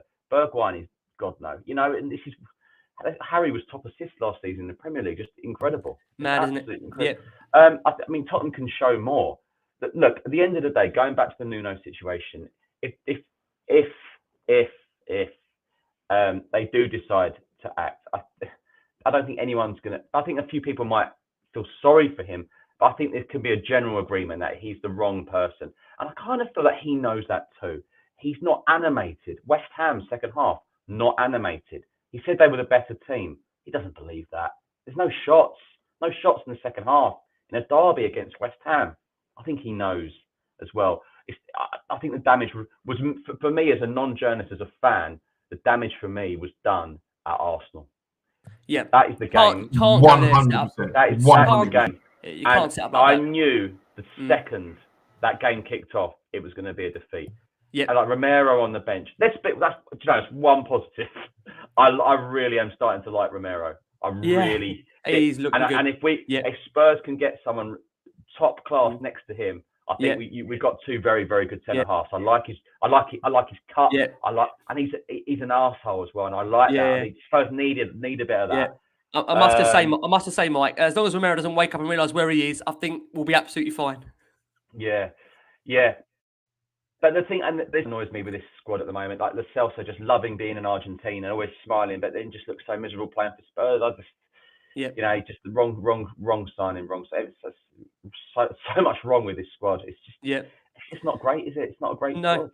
Yeah, I mean, where we are at the moment is, we're seeing fans also having a go at the players. But I mean, let's be honest about it. I'm not sure at the moment, based on who was their manager in terms of Nuno, whether they could have done anything more to an extent. They're trying almost in a way, and I'm trying to put this politely, but they're creating on their own and trying to come up with something. That's what it felt like. And, people reference coming around to you, Marcus, the 90s as a low point. But the sad thing is for me that we do still have some good players tucked away here. And, no one really is getting a tune out of them, both individually, collectively. And, I do worry, sadly, there'll be some players that don't ever find their way back because they've had the likes of a Mourinho and a Nuno, and mentally, that's a lot to take in. I'm looking at the likes of a Winks, a Dele, who I totally sympathise with. Those players do need a fresh break. I'm not saying putting in the team every week. I acknowledge these players do need a move. Do you worry at all, Marcus, for the players, whether they're able to mentally attune themselves to yet another voice in a dressing room? Obviously, you don't want to be having a different manager telling you something different every 6 to 9 months. But no, they're professional footballers. I think they should just. I'm sorry, you buckle down, you get on with it. The bottom line is, if you're not quite good enough, then it doesn't matter who's telling you what to do, etc., etc. I mean, I look at the team. I'm sure we're going to come on to what we think everyone did yesterday. I mean, Lloris just picked the ball out of the net a few times. I don't know if he could be blamed particularly for any of the goals. Funny enough, and I have not been convinced by him at all. I thought that Emerson Royale at least did his best to try and get up the flank, and not much came of it. But I thought he was at least trying to play in the way that I want to see a Spurs player play. The centre of the midfield that we've touched upon, it was so static. It was just mind-numbing. Son did his best. Kane is playing totally. I don't know where he's playing, what he is trying to do. I know I've mentioned that before. Moura, and I was part of the booing. I could not believe it. He could have taken just about anybody off, but not Moura. That, to me, I agree. The Arsenal game was the beginning of the end. The substitution yesterday was the end for Nuno. And Sonny, I love Sonny to bits, and he has those days where his finishing is just a little bit wavered on. A couple of half chances he had, it wasn't his day, but I thought he still worked hard. But, so I'm probably going to get, and I agree with you about Romero. I think he's turning into it. I'm really excited about him. Yeah. So we've got about, I'd probably give ticks to 3 of the players yesterday. But I don't want to give them excuses because they're having different managers and different things. I'll go and play for Spurs. I was too lazy to even run very much. But, if I'm playing for Tottenham, it doesn't matter who's in charge. You go out there. Come on, no, I don't agree with that. No, okay. I mean, I must say we had a load of comments coming in. Just for the record, it's not Alcoholics Anonymous here. I'm on the water. I think Bridges on the water. I think Lee and Marcus have had to go for an alcoholic drink. I can't blame them on the back of tonight. So just to give that a reference. But just to finish up, guys, before we do, like I say, briefly look back on yesterday in terms of performances. We've discussed several kind of names, links, managers wise. Mike, the two fellow Portuguese managers that, for Lee's benefit, I don't ask Lee because he might mentally combust here if I mention another Portuguese manager. Sergio Conceição and our old friend Fonseca, who we apparently offered the job to, then took it away from him. Then his wife posted on Instagram how much he was looking forward to coming over here. Then it didn't happen. Men had to get her head around that. Do you see any way that our next manager is a Portuguese maestro at all, Mike? You know who Conceição's agent is? What's that? Say that again for me. Do you know who Conceição's agent is? Mendes, isn't it? Really? Well, there you go. There's your answer. If I speak. Yeah, quite literally. I mean, I've got to be careful. I might have to interview him next week, but yeah. But look, this is an issue. The managerial situation out there, to me, looks thick thin. It does. Yep, totally agree. Yep. So much, I think they've just pulled Mike's lead at the moment. We will try and get Mike back. And that is the reaction of a man there that is really worried about Spurs' next managerial choice. Let's come. We're going to cut. Mike, do you want to finish off there? I mean, so at the moment, the links to the likes of Fonseca, Sergio Conceição, and at the moment, Antonio Conte, and your understanding, are they wide of the mark, or is that very difficult to put a hinge on this second? My understanding is there's no talk about anyone else. They've not wanted to do this. Yep. They've not wanted to do this. So from my understanding, there's no names out at the forefront at the moment. Yeah. And I don't know if you caught what I said earlier. He's a Mendes agent. Yeah. I need to be careful. But as I say, the options around the world for managers at the moment are stick thin. And do we as Tottenham fans have faith that they're going to get it right? Because write down tonight, Spurs fans, how many managers they've got right and how many they've got wrong. Louis van Gaal was the number one choice before Poch, by the way. But anyway, you can get lucky sometimes. Like West Ham got lucky with David Moyes was an interim before. They decided to go for Pellegrini. David Moyes has done a phenomenal job at West Ham. He has done a wonderful job there, he has. And that West Ham fans wanted Golden Sullivan out. All of a sudden, West Ham looked like a top 4 team about to win every cup under the sun. So let's give him some credit. Yeah. So, it is about managers. And in terms of this current one, he's not the right fit for Tottenham Hotspur. I think that's universally agreed. Yeah. He doesn't look like he wants to be there. He's uninspiring in press conferences. And he's clearly uninspiring in players. And I'm sure if you catch Harry Kane one day and he's a gentleman, but he'll probably say he's not my cup of tea either. Yeah. Totally agree. Well, guys, listen, we are going to go for our one of the breaks of the show. We actually are going to play you during this break a Vitesse preview. We will come back later in the week on Vitesse in general, because by then we might actually know who the head coach is. Like I say, it's the most bizarre thing tonight of doing a show where you actually don't know who is in charge of your football club. But it's Tottenham. And as a Tottenham fan, you have to roll with these things, Like I said, 2 hours of work last night for absolutely nothing. But we are going to take a look back now on the Man United game. I must say a massive thank you again. We've got nearly over 1,800 of you watching us live right now. Quite a staggering figure. Thank you ever so much. So, like I say, guys, sorry to do this to you, but it is time to look back at United, some of the key aspects of that game. Ahead of the game, team news broke. We saw Reguilon dropped for Davis and Ndombele dropped for Lo Celso. Then we saw obviously taking Lucas off where maybe he shouldn't have done. Took him 6 weeks in Southern Nuno maybe to find his best formation.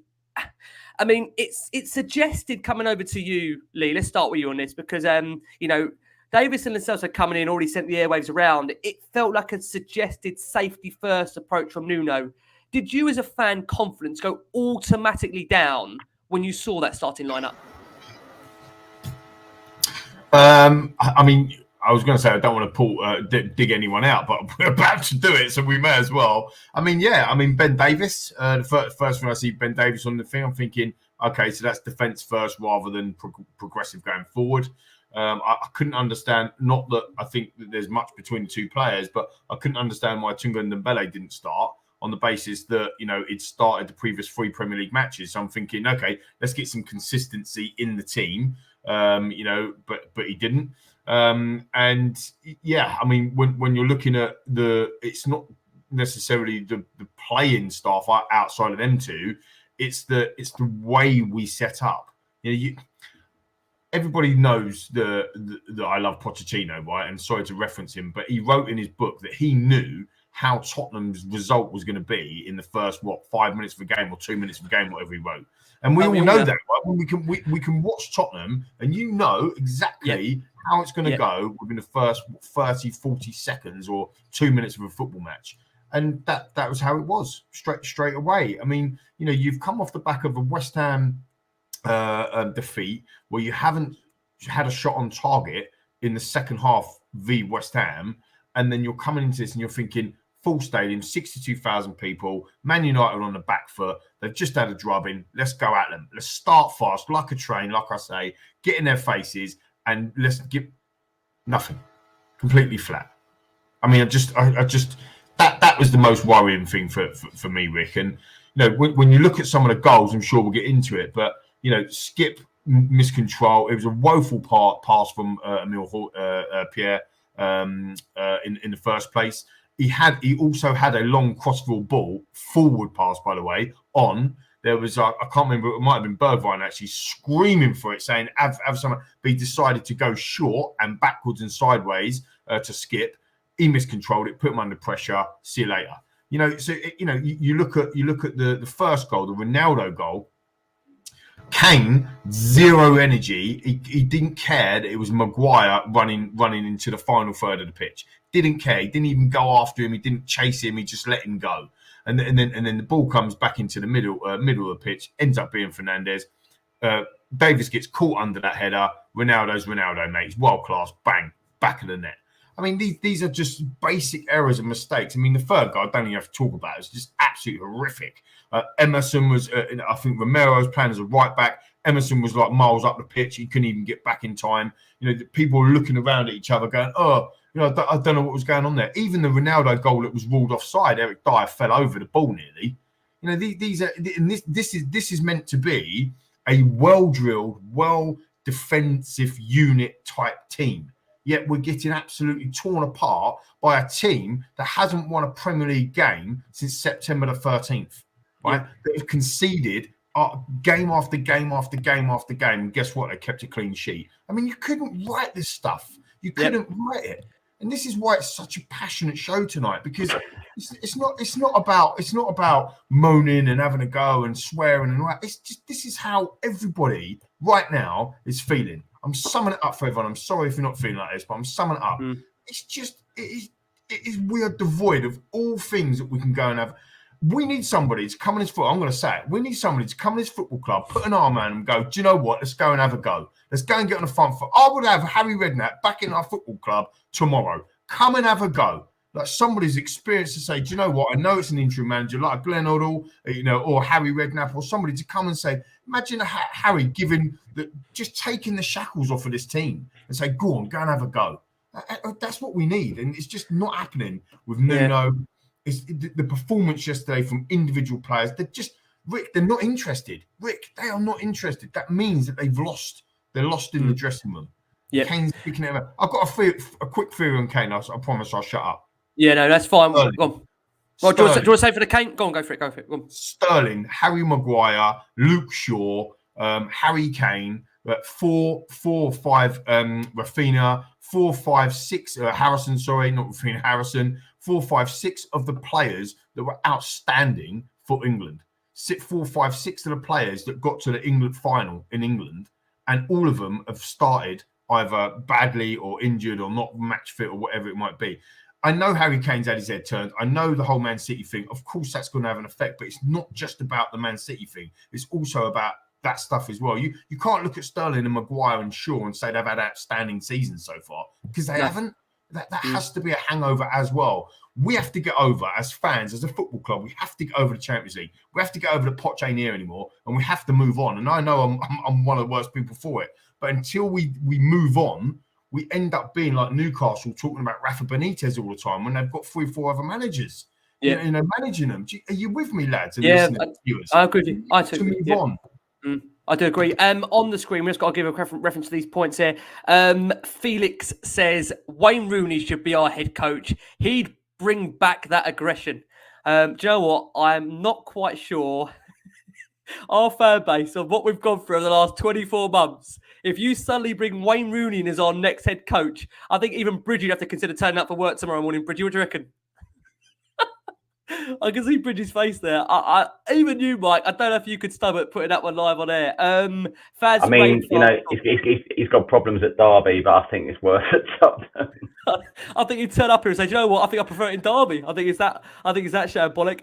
Faz on the screen says there, should we now fully aim to win the Europa Conference League? Do you know what, Faz? We will answer that for you on our next show. Me personally, at the moment, I think Spurs should be going for all the cups. That might change depending on who the manager is, I've got to say.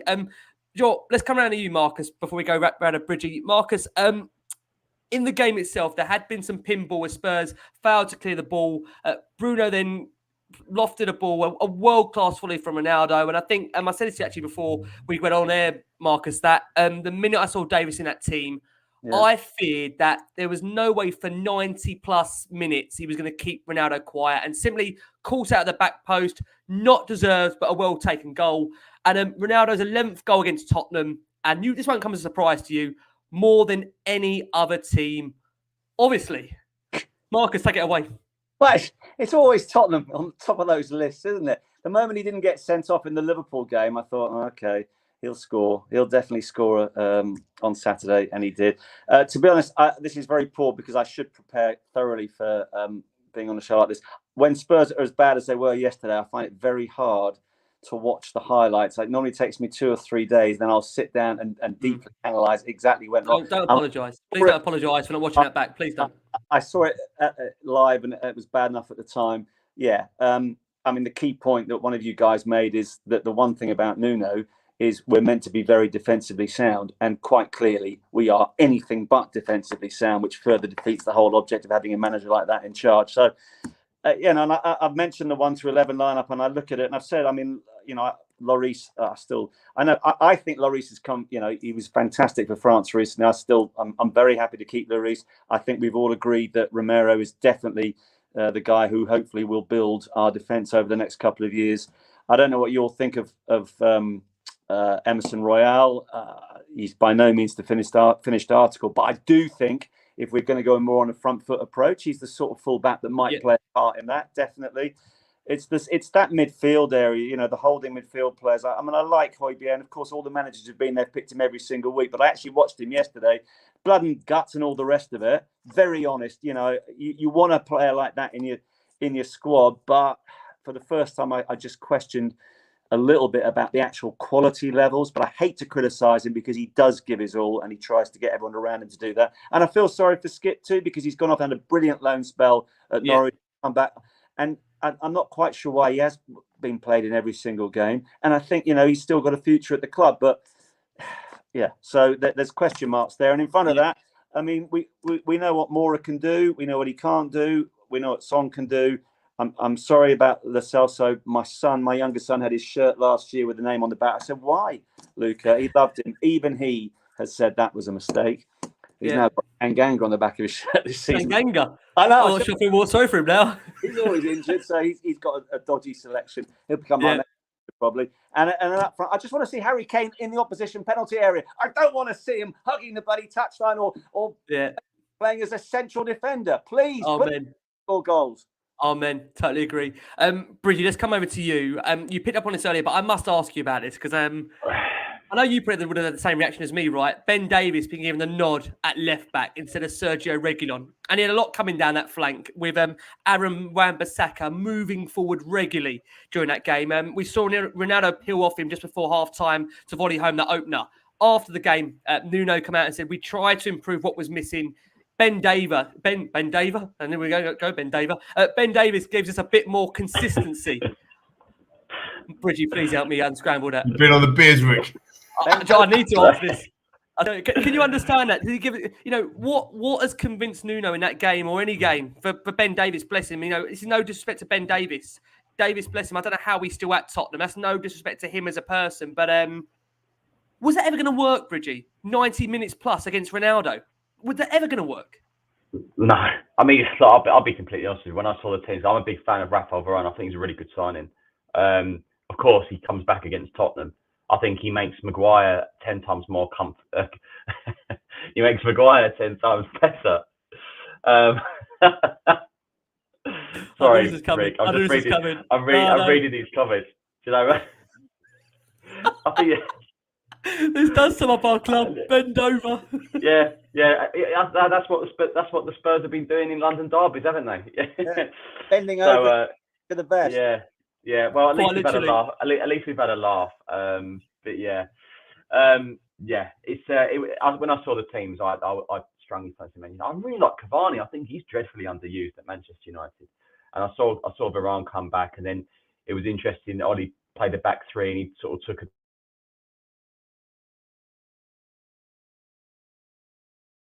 Will he? Won't he? Maybe. Yeah. We got you, Bridgie. We got you. Got me. Yeah. No, I just knew it was. It's like typical Tottenham's the next game. It's like it's always a good time to play. It was a bad time to play him, wasn't it? So yeah. But I've said to a couple of United fans, I mean, it's not really a barometer of how if you've improved since losing to Liverpool. You're always going to beat this Tottenham side. It's just so poor. It really is. It's not good, is it? It's not good. We all said Dr. Tottenham, didn't we? We all said Dr. Tottenham. We'll see you now before this game. Lee, let's come over to you. Bergwijn on for Lucas. Booed for that decision inside the stadium. And that led the Spurs supporters to chant Nuno Espirito Santo, you don't know what you're doing.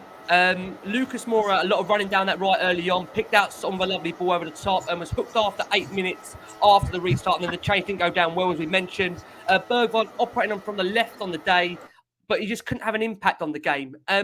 Based on the reaction inside that stadium with that change, Moura, Bergwijn, was there enough from either of them really in that game to give you confidence moving forward? They're going to be an attacking outlet? No. Not at all. And we're not going to be an attacking outlet under Nuno Espirito Santo. We're not. It's just not going to happen. As we know. Yeah, as we know. Yep. Exactly that. I don't think that, well, to be fair, they might have been, but I don't think the crowd were necessarily booing Bergwijn coming on. I think Bridgie said earlier, I think it was the fact that they were taking off Lucas Moura like a like for like. I think it's, if you keep doing the same thing, you're going to get the same results. Like, this is the thing. So Bergwijn coming on for Lucas is basically the same thing. Do you see what I mean? It's like, you've got to try and do something different. Maybe bring on Bergwijn, move Lucas down the middle, where he scored a hat-trick, for example, against Ajax one time. I don't know. Maybe that's just a silly me being stupid. But, do something different. Change it up a little bit. Put an extra attacker on. Take a defensive person off if you're 1 or 2-0 down, right? 1-0 down, go for it a little bit more. But it just... Bergwijn, for me, when he first came into the Premier League, he was on pace to burn at PSV. He come in, he's young, he was enthusiastic, he was raw talent, and he just came in and he scored against City, and he was like, here we go, let's go for it. And I have to say, under Jose Mourinho, I think he just got all of that attacking prowess and that confidence and that kind of rawness just ripped away from him. And he was almost playing as, at times he was almost playing as a wing back, even though he was on as a winger. I think the chance against Liverpool and the abuse he suffered certainly on social media, I think that's hit him, that hurt him. Anybody gets abused on social media or whatever, it hurts anybody. Especially a confidence where he knows if that goes in, we still stay top of the league, and it could be a different season. So I think all of them things have affected him. But again, I agree with Bridgie. I think some of these players need to move on for their own careers, and also they need to move on from a Tottenham perspective as well for us to get better. They need to move on. The Winks, the Dele Alli. I mean, I love Dele Alli. Everybody that knows this show knows how much I love Dele Alli, but you can't ignore what's staring you in the face. The guy's worked his absolute backside off in the summer. He's got an 8-pack. He ripped to pieces. He looks fantastic, and he's fit. Yet he can't even get in the side, and this is a poor Tottenham side. How is that working? He's just not. He's just not at the races with us anymore. Yeah, and I know. Sorry, you were talking about Bergie, but it's all of it's them sorts of, if you like, fringe players. They should be walking into this team, not being on the fringe. That's my point, I suppose. Yeah. Talk about players that are walking in the team at the moment, quite literally. We'll come back around to you, Marcus. Oliver Skipp. Now, you suggested earlier that he had a tough task in the middle of the park with Fernandes really pulling the strings for United. He lost the ball to the Portuguese international midway through that second half, and it resulted in Cavani doubling their lead, subbed off a few minutes later. And this is again a case, Marcus, that, a player being really overused. It's just his first season in that Tottenham side. He's just come off the back of a season on loan at Norwich, in the Championship, I must add, and we see what Norwich are happening now with them. But surely with Skip, and I really like him, but I've got another fear that we're going to end up burning out this kid, not only physically, but mentally as well. We've got to find a way, haven't we, of giving an alternative there. So there is a bit of a refresh, and he's not being put in a situation every game where, I think he's looked really good so far this season, but games like yesterday happen when there isn't a rotation. Yeah, I agree. I wonder if Nuno is thinking, I can appease the Spurs fans by including a Tottenham youngster every week. Is that the way to try and get the fans on board? I don't know. Yeah, he's a very talented young player, but you're absolutely right. You don't want to run him into the ground, and you don't want to mentally burn him out at what obviously is a difficult stage in the season. But perhaps it goes back to what we're saying. There's not a lot of options at the moment either, and this is where you still and you're quite right. We always go back to that. That was a great stat. Was it, Lee? Was it 528 days when we didn't sign somebody? Yeah, 518. It's drilled in my head from Chris Cowling, so I know 518 days. I hadn't actually heard. I knew it was a long time. I didn't realise it was that long. But I think we're still ruining. Yeah, and I remember at the time, of course, people go, "Oh, maybe this is the way forward now. You've got a winning team. This is clever." No, everybody knows Ferguson. Sir Alex Ferguson always said, didn't he, at the end of a year when they won the league, what was the first thing he'd do? He would reinvent. He'd bring in a couple of players, move a few on. That's what you had to do. And I still think we are playing, or paying, I should say, for that. I hope you're wrong, Rick. I hope that Skip gets better, learns from this. He looks like he's a tough enough guy to do that. Yeah. But yesterday was a bit of a shocker, wasn't it?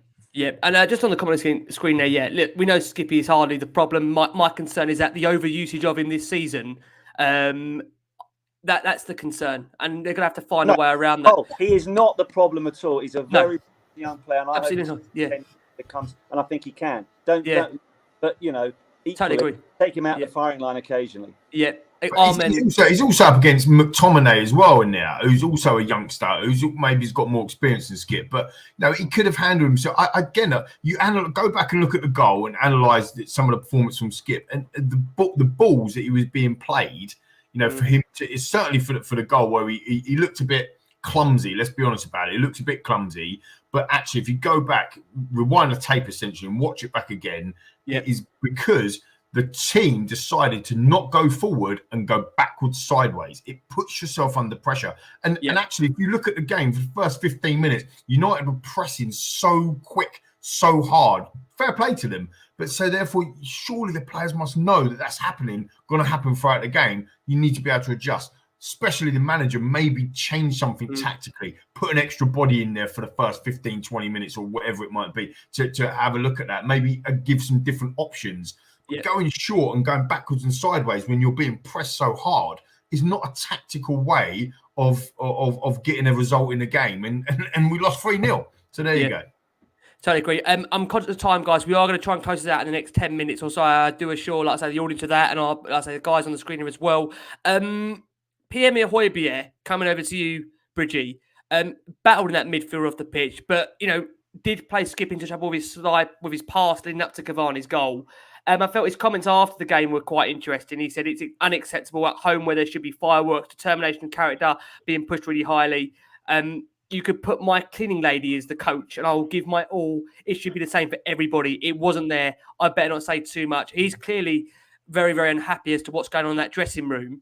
But I've actually seen recently, and you actually picked up on as well, Mike, that, he's getting some criticism as well now, Højbjerg. Do you think it's a case where I've said this a lot this season, that for me, he's been asked to do 4 to 5 people's jobs in that midfield and just doesn't have the support? Or is it anything more sinister for you, Mike, in terms of Højbjerg's ability overall? Because I've had people say to me, you look at Wanyama Dembele, he wouldn't get anywhere near this side.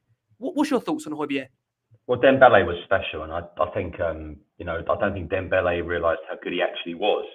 You ask any player, he was their favourite player to play alongside. Wanyama was just a very, very good signing. And then the problem with him was when he got injured, it took him quite a long time to recover. For me, I don't know, I'm happy to admit this, I'm still not sure how good Højbjerg actually is. There's many things I admire him for, his commitment, absolutely 100%, his work rate, but that doesn't win you trophies. And, I was a bit miffed when I had a few Southampton diehards say to me, not really that bothered, to be honest. And, so it's a difficult one for me, really. I just think the quality, does he get in Leicester's team? This is where Spurs have dropped, really, over the last few years. And, Skippy's going to be great. He's certainly a good squad player, but every single game, no. There's no one else. I think this Sarr, I'm hearing for the France-based journalist I spoke to, said that's a very good signing for Tottenham. You said that, Tom. Yeah, you said that. Yeah. Looking forward to him next season, but they need so much more. And I think this is the one podcast where we have to be morbid because it has been so bad. And I hate being like this, but I genuinely don't know how long it will take for me to feel good again about the squad. I just don't rate many of the players. I'm going to be completely honest with you. I don't rate them. I just don't think they're at that level anymore. And even though I don't really care what rival clubs are doing at the moment, because there's so much bad going on at my current club. And people were laughing at Arsenal spending, and I don't know. I think Benjamin White and Ramsdale could turn out to be actually decent signings for that football club. They've got Smith Rowe, looks quality. I just, and if a new manager comes in, look, the players in squad right now are shot to bits. They need something else. It's not Nuno. They need something else. Yep. They lack any sort of direction.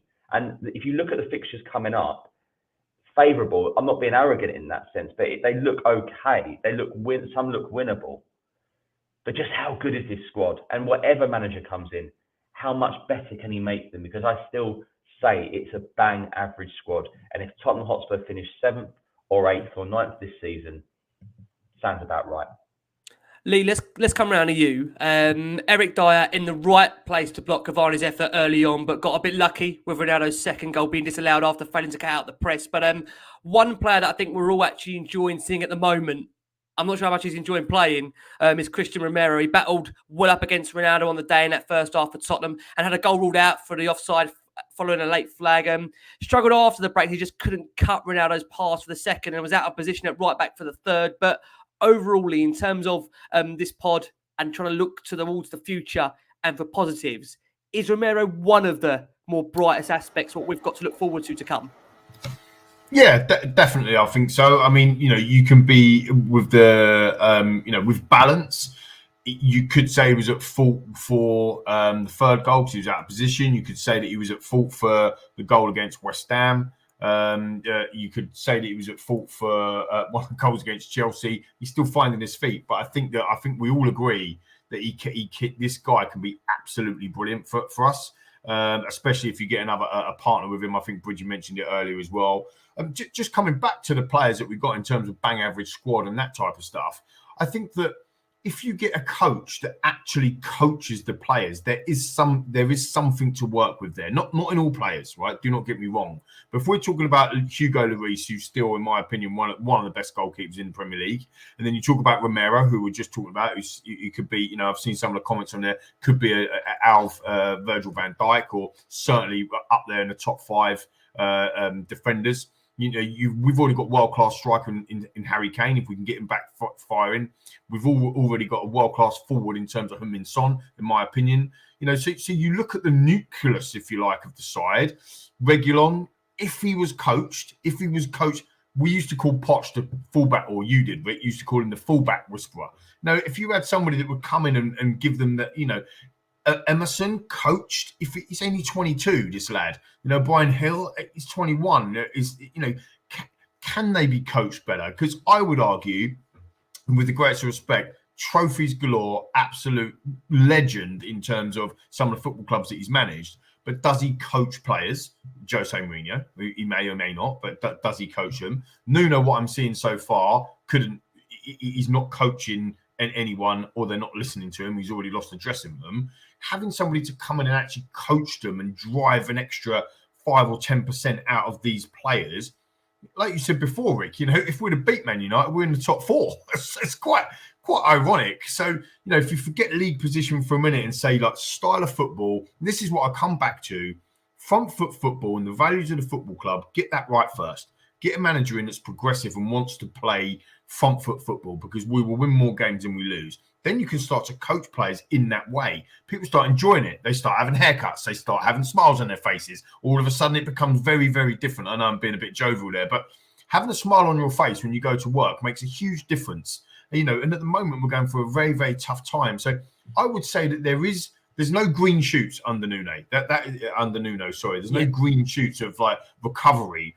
But hence the departure. Yep. Yeah, exactly. But I do believe, Rick, that there could be, with some of these, with some of the players that we've already got, some of the signings that we made, some of the people that we got out of the club in the last transfer window. The problem that we have is that, it's October, it's November tomorrow, right? Happy Halloween, by the way. This is a horror show yesterday, wasn't it, everybody and a few of the listeners? But look, the reality is that we can't do anything until January anyway, right? We can't. In terms of transfer window, and even in January, are we going to go big? That's always been the question with the board. Probably not. We have a long legacy of not spending loads and loads of money. Certainly in January, Steve Hitchin don't like January transfer windows.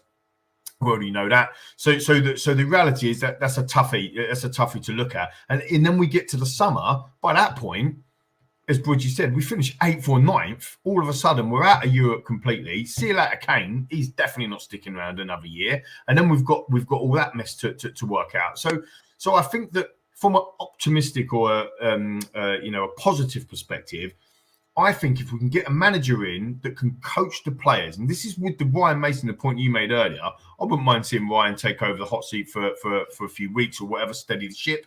But he's not going to coach the players, is he?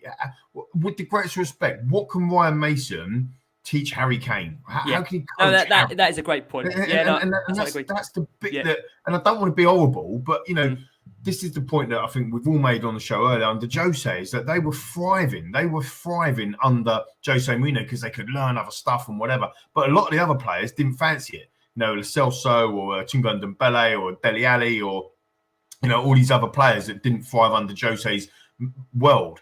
You need somebody that's going to come in, have a look at the team, the squad. I mean, let's be honest with ourselves, the 11 that he picked prior to the Man United game, the 11 that he picked against the 3 previous games, we'd have all picked that virtually there or thereabouts. We'd all pick that based on what we've got. So the new manager coming in has to pick probably that as the best 11, but he needs to coach them. And needs to coach them and get another 5%, another 6%, another 10% out of them with energy, with enthusiasm, with front foot, with let's go, let's have a go, let's go after it, let's get some fun and enthusiasm and energy in this team. Because if they get that, we might get a rise of 4, 5, 6, 7%, and all of a sudden that the difference at this level, that's a 3-0 win versus a 2-0 defeat. And that's what I think we need to do in the short term. Yeah, I think for all of us mentally, we are going to end very quickly on Harry Kane and then, like I say, close the show. But before we do, just a quick mention of some of these players. Like I say, we always discuss every single player that played the game. So Emerson Royale got forward a lot early on, but couldn't really help make an impact in terms of United's third goal. Was nowhere to be seen for United's second, as Edinson Cavani had acres of space to run through on goal. Lo Celso recalled to the team in the league in place of Ndombele, couldn't pull the strings in that number 10 role. A real wasted opportunity to release Son clean through on goal just after the break. Dele Alli entered the frame with 18 minutes left after his Burnley admission last time out. On that very quickly, I'm just not sure what you're going to get from Dele Alli after you've dropped him out of the last 2 subsequent squads. Is he going to really come on and change the game for you? You guys, I'd say, you've been a judge of that. You let me know if you want personally. But Heung-min Son had his first ever attempt on goal. It was deflected wide and then a shot over from a tight angle after Lucas played him in. An extra touch did allow Wan-Bissaka to get back in the first half, but the linesman did raise his flag up, shot wide with another effort at the start of the second half. And then on Harry Kane, Harry looked more like his old self early on, with a lot of pressing and played a fine ball through to Heung-min Son long before half-time, only for the linesman then to raise his flag. Failed to really trouble David De Gea and still way off his best currently. Spurs head coach Nuno Espirito Santo, after the game, defended Harry Kane after he was booed by a section of the Spurs fans. And he said, it's not about one player, it's a problem for us all. Harry Kane, we're going to finish on this. Let's start with you, Marcus. Harry Kane, any concerns? Just the one Premier League goal for Harry so far this season. And for you guys listening to this, you're in November. We're in unprecedented times now for Harry Kane. Have you got concerns over what the rest of the season holds for Kane in terms of his goal-scoring record? Well, yeah, because he's all about records. He's all about scoring goals. I think it's a really good point that I think Lee made earlier, that there's several of the England players have got a little bit of a malaise after what happened in the Euros during the summer. He's a pro. I don't buy into, he's sulking, he's not trying. I think he is. But, subconsciously, I think we've all been in whatever walk of life that we have been in. Sometimes when you're not feeling great inside, you don't quite produce the same sort of performances, even though you want to. I'm intrigued to know whether any of you would be open to the prospect of selling Harry Kane in the January transfer window. If Manchester City, based on another disappointing defeat yesterday, suddenly think, well, hang on a minute, okay, maybe we will come in with the money that Levy wants. I mean, then I would accept what you were saying earlier, Ricky. We really are probably putting our season to bed. But there's always a danger that Harry will pick up one of his injuries at some stage anyway. I'm intrigued to know what Tottenham fans think about maybe selling Kane in January, because, at the moment, it's sad. It's sad to see where he's playing, how he's playing, and the fact that he is not scoring goals. And the saddest thing of all was for me to hear a lot of people yesterday finally get vocal against him midway through the second half. Yeah. I mean, this is the same guy that, for the last 4 or 5 years, he's been the club's top scorer, scoring in some big games. Of course, not the finals. I know I've got to add that. I've got to say that because I've said it before, Bridgie, on your channel, Sky, that, I've always said with Kane, he's been brilliant, but maybe he hasn't turned up in the finals. Just in reference to your question, Mark, because I wouldn't sell him on the basis that we've only got Dane Scarlett, who's not even a striker. Well, I say he's a striker, but, senior-wise, I think we said about that kid that I'm really worried for him. Bridgie, over to you. What do you think about Harry Kane? No, I mean, look, if someone comes in and Kane just starts scoring goals again, he's got a belter for England against Poland. I don't think he thinks much of Nuno, to be perfectly honest with you. I don't think we know he's not really happy, and he doesn't. I think Lee makes a great point on the England players. Actually, I mean, Jadon Sancho has been appalling for Man United, but I think that's a very important point. It's mental hangover. They didn't really have much of a break, even if you think about the England players. So it's a really good point I think Lee's made there. And I don't go along the notion that he's completely down tools. I saw, if you're a striker down in tools, you just stay up front, wouldn't you? I saw a lot of running. There's no cohesion with anyone around him. That's the way I see it. The way I see it, Tottenham have 2 world-class players, and I don't want to sell one of them in January. And when you buy something and in the supermarket, there's a yellow sticker on there. It's you sometimes get a nice discount. I still don't think Harry Kane should go for any less. But January is a really hard window as well. I call it the relegation window. So anyone who's going to start throwing loads of players in, like, we need this, we need that, we need this, it's not going to happen in January. And Newcastle United we're going to look at that as well. Trust me, it's not an easy window. Can I say, Bridget, I was going to ask you, can we have you on in January for the relegation?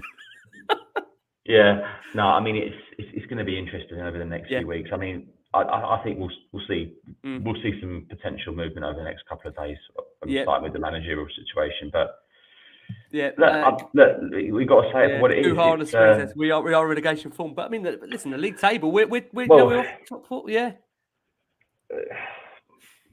Well, we're in the relegation of every stat, but we're in the top half. Well, we would have been in the top 4, I think, like Marcus said. If we had beaten West Ham every week, or even United, we would have been there. Lee, let's close it with you. Just conscious of time and mentally how much it can become draining. Although I do feel it's been quite cathartic. I do feel therapeutic a bit after. I do feel better. I'll let you know if I feel better in the morning once I know who's coming in. Then I might feel completely different after this. But Lee, Harry Kane, you've always sung Harry's praises. You've always been a massive fan of Harry. What does the rest of the season look like for Harry if he is to remain in a Spurs shirt beyond January? Well, he's definitely remaining in a Spurs shirt beyond January, because as I keep telling this show and everybody else, he has committed it for another year, right? So regardless if it comes out in the press or not, I'm telling you now, he ain't going anywhere in January. And he is an absolute Tottenham legend. He's going through a bad spell. When Maurizio Pochettino, who also is a Tottenham legend, went through his first bad spell as a manager, we sacked him, right? What on earth are we doing? Harry Kane had his challenges in the summer. Harry Kane had his challenges around Man City. As Bridgie said, they never came in for him with a decent offer. The move was never on. That was on Man City. That is not on Daniel Levy. It is not on Tottenham Hotspur. It is not on Harry Kane. If the money came in for him, he may have gone, but it never did in terms of big enough offer. And he's committed himself for another year. I don't think he's down in tools. I think I think he's got a bit of a hangover from the City thing. I think he's definitely got a hangover from the England piece. He's a world-class number 9, in my opinion, and he will still score 20 goals this season. He's already scored 10, by the way, not just in the Premier League. When was the last time Romelu Lukaku scored a goal? Lads, listeners, viewers, when was the last time? I know he's injured, pre his injury. How many goals has he scored? See, this is the thing. So Harry Kane can look like he's a bit disinterested, but we did this, and again, I've got to credit Jace. We did a Love Sports show 2 years ago, and we were talking the same thing. Harry Kane looks a bit disinterested. Harry Kane's not right. He's always a slow starter. I've absolute confidence that Harry Kane will score goals. He'll probably score a brace, and then another 2, and then a 1, and another 2, and then another 2, and that's where it is. What I do agree with Bridgie is he's not interested in Nuno. I think that is absolutely clear, and I think that a lot of the players aren't interested in him either. I genuinely think that, and again, I'm very sorry to everyone that's. I don't want to be bad blood and slag people off, but he's just not the right appointment for Tottenham, and that's why I think that this next move. Maybe that's why they're taking a little bit of time. I'm still surprised that we haven't seen any breaking news, to be fair, on the fantastic Sky Sports, of course, but maybe that's why they're taking a bit of time, because they need to make sure they get the right decision. Harry Kane's Ryan's mate, Ryan Mason's his mate, and we know that, and so on and so forth. Is that going to just enable him to go through the motions, or if we bring in a coach that Harry thinks, oh hello, I can improve my game here a bit, or I can get my mojo back, if you like, then is that going to be something that's going to improve the club and improve our situation this year? I think from a positive perspective, when you're playing like this, and when you're in a situation that you are like this with any football club, one-off games, anything can happen, and that's why we love football so much. So maybe when you look at the cups now and you think to yourself, right, you get into a knockout stage, anything can happen. You turn up for one game and you win, and you're through to the next round. Maybe we need like a rousing, a cup win or something like that gets the ball flowing. Unfortunately, I think the only way that's going to happen is under a new manager bounce. So the quicker we make that decision and put everyone out of their misery, including Nuno, the better. Yep. Amen. I think that's the right way to close it. Let me say my thanks to our wonderful panel. And I must just say, thank you so much to our watching audience. We've had over nearly, I think, 1,700, 800, 1,800 of you watching us live tonight. So can't thank you enough. If you haven't yet subscribed to the Last Word on Spurs YouTube channel, please do so. Just a click of a button. I do want to say we're going to be back probably more than once, twice, 3 times this week. Depending if my wife lets me out the cupboard. So I might need to have a word with her about the legitimacy of what is going on at our football club right now. I did try and have an important conversation with her yesterday, and she was only concerned about seeing Ronaldo more than once. So we'll be having that discussion in due course. We will be back. Let me say my wonderful thanks to our great panel. First up, the great Marcus Buckland joined us. Marcus, I want to apologise. The last time you was on Tottenham, top of the league.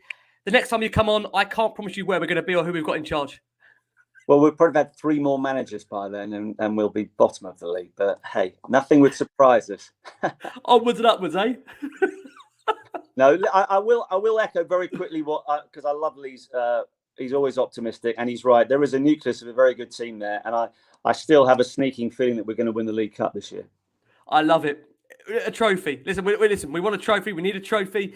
I know one man I'm going to try my best to get back on during January, because he loves the January window. He loves giving us some kind of Spurs news. I could do with some before then, to be honest with you. The great Michael Bridge. Bridgie, it's been lovely having you. Thank you so much. Like me, checking that phone every 5 minutes.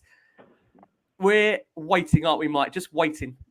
Yeah, I mean, as I say, official word is the no comment, which sometimes gives me the impression that there is going to be something, information I have, that I think something will happen. Maybe tomorrow morning, but I think it's going to happen. Yep. And as I say, just to finish on that, sorry to the listeners of being so morbid. I think that's where we are at the moment. And in terms of replacing the manager, I don't think there's much out there. So the very best of luck to Paratici and Levy on getting it right, because this is crucial. Because this one was a mistake. They can't keep making them. Oh man, I must have say, lots of love out there for all you guys tonight. Lots of love out there. Thank you so much for all the nice comments. Loads there for Marcus, for Bridgie, for Lee. Lee, we're definitely gonna be back more than once this week. As I said, twice, 3, 4 times. Who knows what's coming our way? But Lee, any message out there for our contingent of loyal listeners and viewers as well? What can you give us, Lee? Give us a rails in, please. They tune in for you as well, Rick. That might be breaking news to you, mate, but you're doing a wonderful job on here as well, buddy. So, bless you, mate.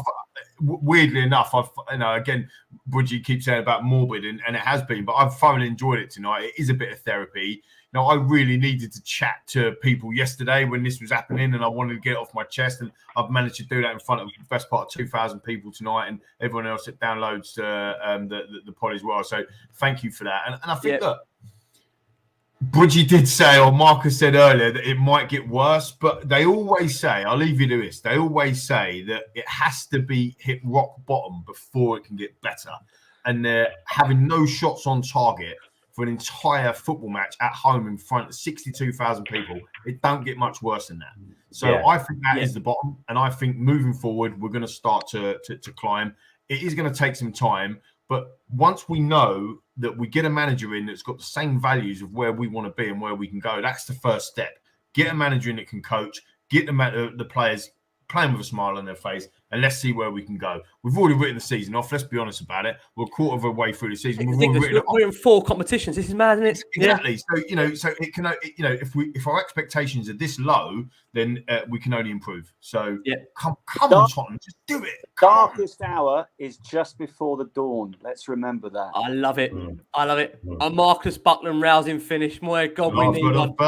And we got Bridgie smiling. There's always a way. We can do this, guys. I'd say a massive thank you once again. Again, so fantastic, lovely. Marcus Buckland, Lee McQueen, guys, brilliant. Michael Bridge. Thank you so much, guys. Most importantly, as always, please keep safe, keep well, and as always, come on, you Spurs.